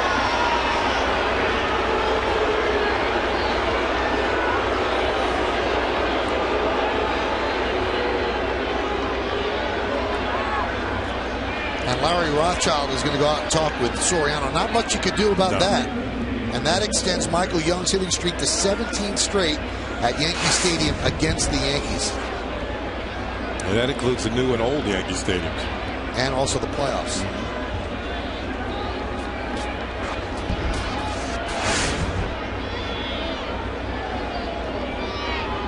So now the game in doubt.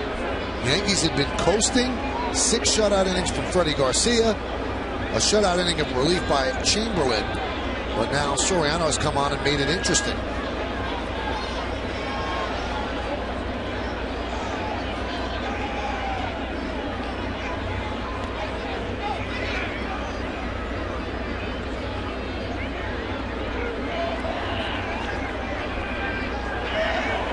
Beltre 1 for 3.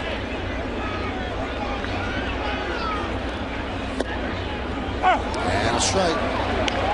Again, the breaking ball. So now Robertson, who was up in the 6th inning, begins to throw again.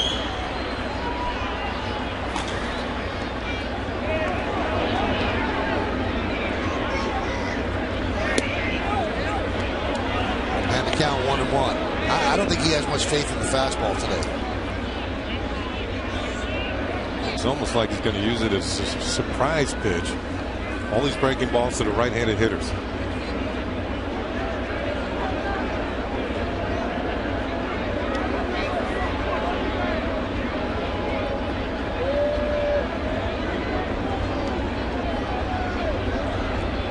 A 1-1. 2-1.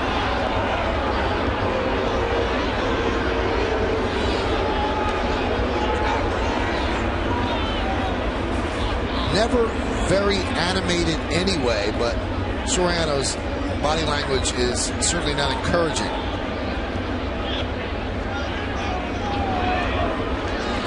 Trying to steal it out there on the bases. We told you the Rangers are very aggressive. Andres has not been caught stealing this year. Stole late bases in the postseason. Driven out to right field. Giving chase. Swisher on the track at the wall. It's a foul ball. Missed a go-ahead 3-run home run by that much. That ball was fighting the wind all the way down the right field line. Another pitch up and out over the plate. And we told you the Beltre's, he likes fastballs up. This one kind of sliced off the bat and maybe about 6-7 feet foul.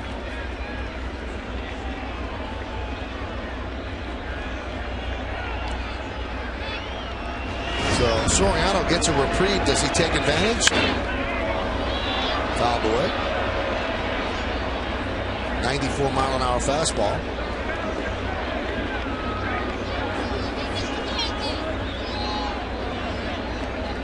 So it started with a double, ground rule double by Moreland, a ground ball to second by Bourbon, then a walk to Kinsler. That was big. RBI single by Andrews and an RBI single by Michael Young. Beltre almost came out of his shoes swinging at that. He's taking some good swings in this at bat. This is a hanging breaking ball, and it's up where he likes it. He just maybe didn't recognize it quickly enough and fouled it back. He does not get cheated on his swings. 2-2. This could be a double play. There's one. And there's two as the Yankees hold on to the lead. So Soriano makes it interesting. And the Rangers creep closer. They score two, but they strand one. We go to the bottom of the eighth. Yankees up by one.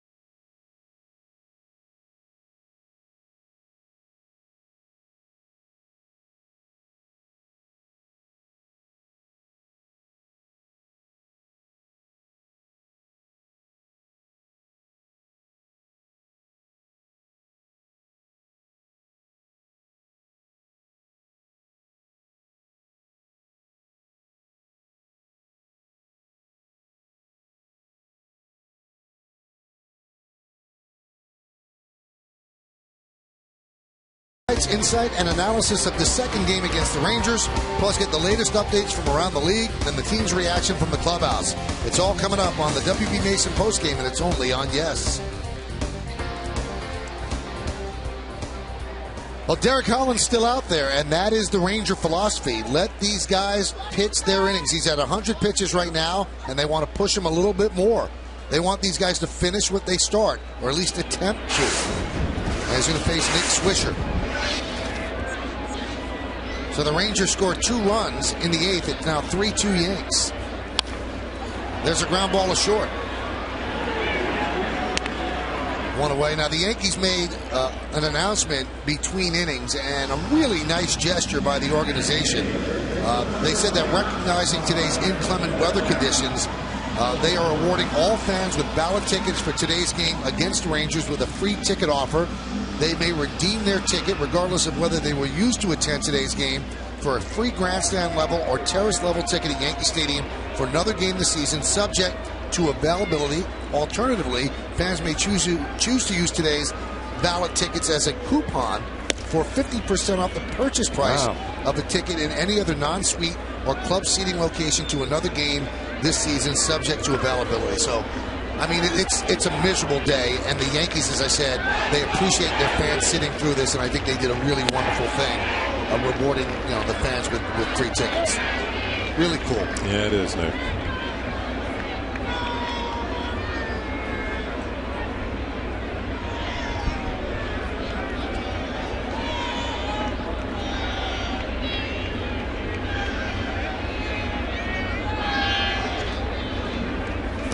One thing we talk about Elvis Andrus as a shortstop in this league, and one thing he seems to have good instincts. Now, if you watch him in the corner here, he's moving before the pitch is even thrown to Swisher, and he's moving in the right direction. One reason he can do that, because he can rely on the pitcher to throw the ball where he thinks he wants the ball thrown. Allen is whipped into right field. It's a base hit. Cruz comes up throwing, and Mark Teixeira will stay there with a single. So a good day for Teixeira. He is 2 for 3 with a sac fly, and one of the 2 a home run. So as I was saying, Holland got the ball where he wanted to, and Andres moving in the direction where he thought the ball would be hit, and it was hit right to him.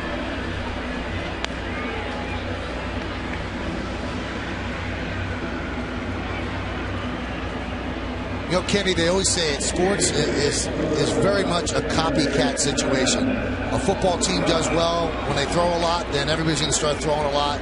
They do well with a certain type of defense, then people are going to switch to that defense. You wonder if the rest of Major League Baseball is going to copy what the Rangers are doing with their pitchers here and really pushing them. Well, you know, they have the best ERA in the major leagues.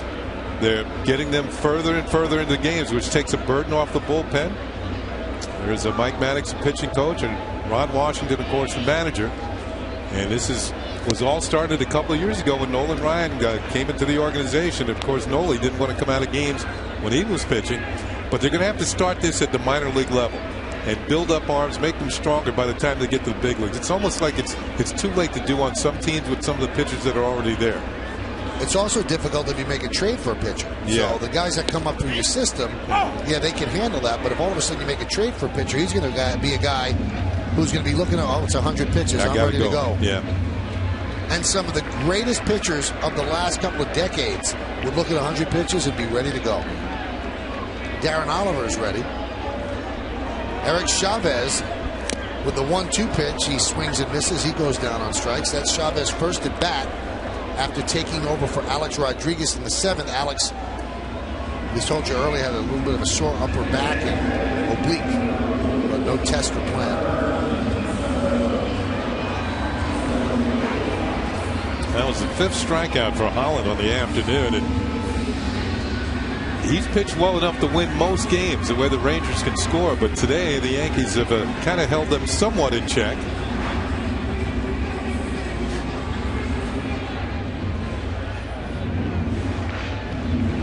And Nolan Ryan, you know, he got his work ethic and the desire to end games by being brought up in that Met organization in the late 60s. And you look at those pitchers, they had relatively injury-free careers. Yeah, I was there. Tom Seaver, Jerry Kuzman, Nolan Ryan, Tug McGraw, Jim McAndrew, Gary Gentry, Danny Frisella, Jim Bibby. All of these pitchers, that was basically, and they were led, of course, by Tom Seaver, a Hall of Famer. But all those pitchers you named were on an instructional league team. Jerry Kuzman, he just didn't give up any runs in instructional league games. And there were some other guys who threw pretty well who did make the big leagues. I remember a big, tall right-hander from California, I believe it was Alan Schmelz. Threw really hard. Didn't like hitting against him in batting practice.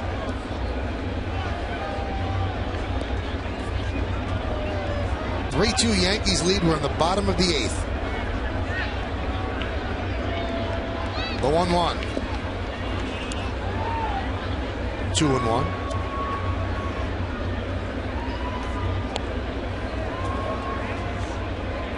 Yankees looking to even up this series. They lost last night 5-3 to these Rangers. Tomorrow night is the final game, an 8 o'clock start on ESPN. But remember, Yankee Extra Innings after the game right here on Yes will give you everything you need to break down tomorrow night's game. CC Sabathia against Alexi Ogando. The 2-1. Driven deep to right field. Fair ball, it's gone. That ball is off the pole. See ya! A 2-run home run for Robinson Cano. And the Yankees lead 5-2.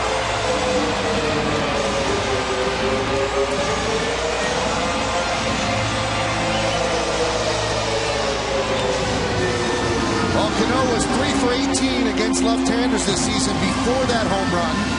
And he clangs it off the foul pole for a big 2-run home run. His first homer off a lefty this year. And a little breathing room for the Yankees as they head to the top of the ninth following this bottom of the 8th. And Cano, just a matter of fair or foul. And watch it clank off the pole, and it's a fair ball. Here's Brett Gardner.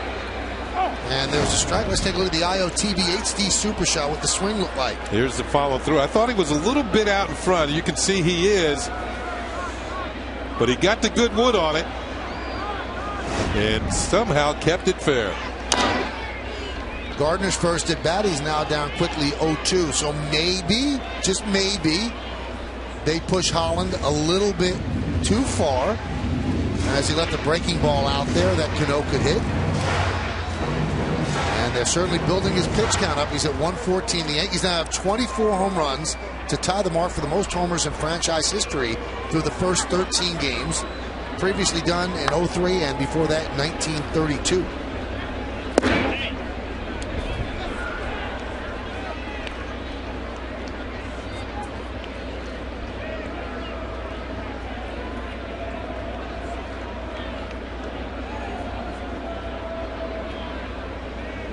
And the pitch. Another foul ball and a broken bat. Mariano's ready. Save situation for him if the Yankees don't score again. If you want to look ahead to the 9th inning, coming up for the Texas Rangers, Nelson Cruz, David Murphy, and Yorvik Torrealba. 5, 6, and 7 in their order.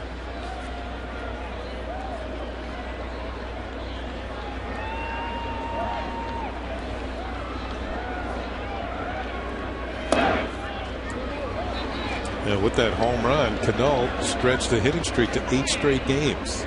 He waited right to the end. Better late than never.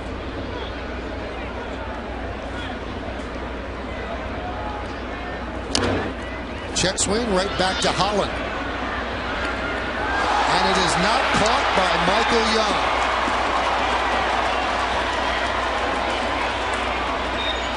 An inexperienced first baseman, a good glove man at second, short, and third. And let's see whose fault this is. I got to be. This is an E3. This ball's got to be caught. E3.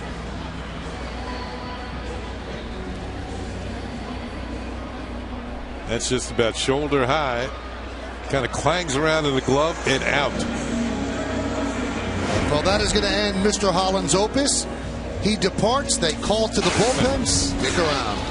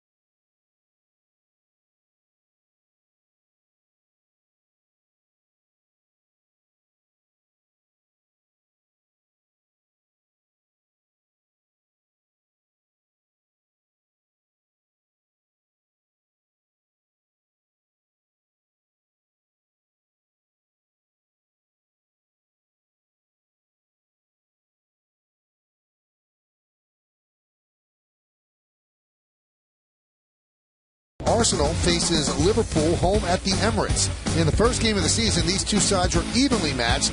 With the title on the line, the Gunners are looking to take advantage of a weakened Liverpool team and get a much-needed win. It all starts with a full match preview on Arsenal 360 right here on Yes. So Holland's day is done, and they will call in another left-hander, Darren Oliver. You know what I think happened on that play at first, Kenny? An inexperienced first baseman, when the throw is into the runner, they might tend to get alligator arms where they don't want to extend out and possibly get hurt. So he was ready to pull his hand in before he had the ball. So many first basemen have suffered really bad injuries because they get hit by the runner coming by, and I think that was on Michael Young's mind.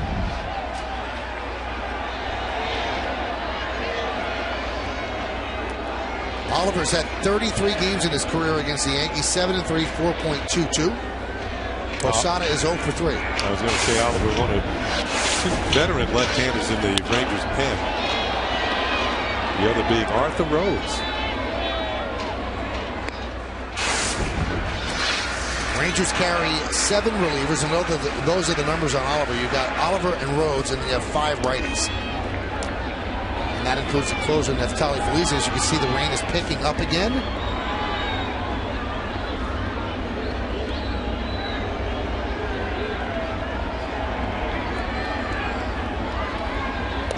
In his career against Oliver, Posada 5 for 17 with a home run. That's 294.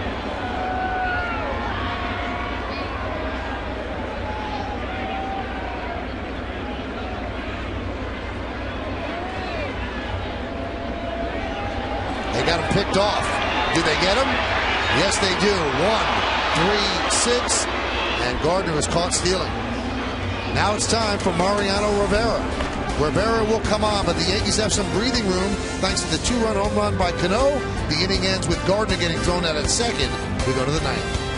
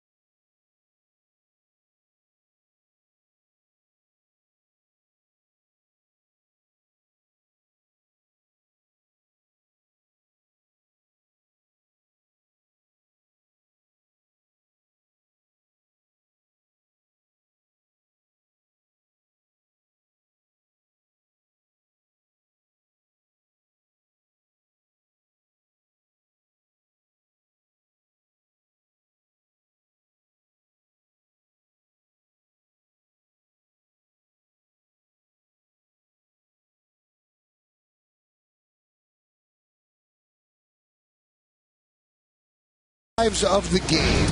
And they were authored by the Yankees in the first inning. Mark Teixeira with a solid line drive into the lower deck in right field. That was his 5th. And then Cano in the 8th. Both of them 2-run shots for Cano, his 3rd home run of the season. And the Yankees are leading 5-2 as we go to the top of the 9th inning. Those are our Land Rover drives of the game.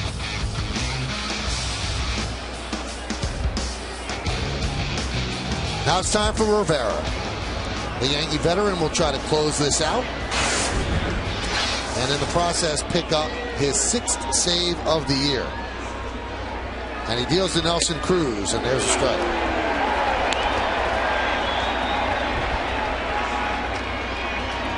Rivera's had 17 consecutive scoreless appearances in the month of April. And he's working against the Rangers and the Elements right now. Swung on a miss.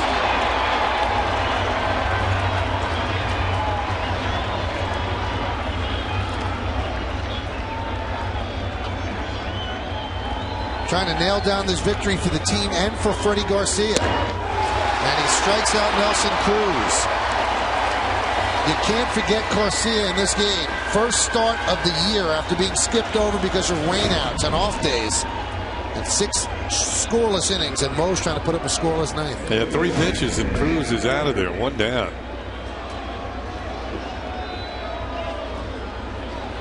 Here's David Murphy against Mo. Chamberlain pitched a scoreless 7th. Soriano made it interesting, allowing 2 runs in the 8th. But the 2-run home run off the right field foul pole by Cano gives the Yankees some breathing room. That one is looped into shallow left, but right there is Gardner. And the Rangers are down to their final out. Mariano has come in throwing strikes. Not an errant pitch.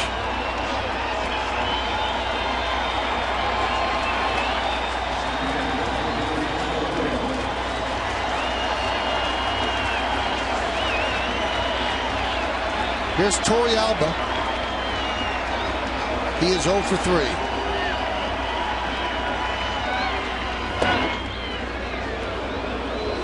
Count 1-0.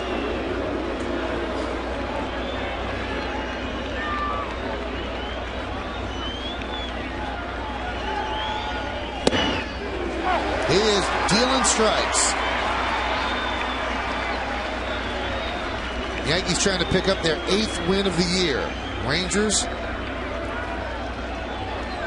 trying to hold off their 4th loss. The 1-1. And the Rangers are down to their final strike. So on a cold and chilly, damp Saturday afternoon in Yankee Stadium, a crowd of 41,876 look for the final out.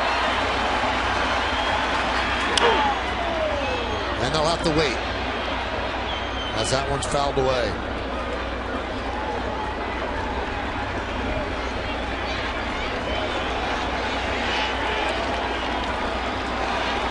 The only sign of Mo's advanced years, some of the gray whiskers coming in on his chin. But he's not pitching like he's 41. That one is lined to right field. Going back is Swisher. It's over his head and goes up against the wall. Torey Alba will go to second, and he has a 2-out double as the Rangers stay alive.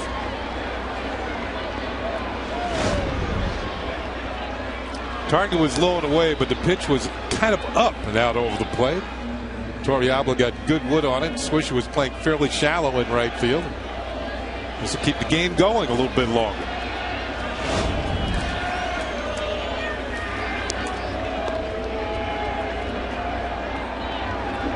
There's Mitch Moreland. And boy, with that double, Cano's home run really looms large. Moreland is 1 for 3, and now he's down to the count 0-1. Mo's velocity right around 87 to 89, but the movement is there, and the location has been perfect.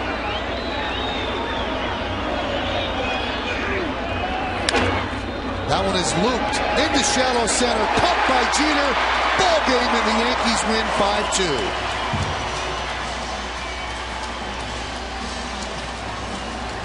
Well, this is the earliest date in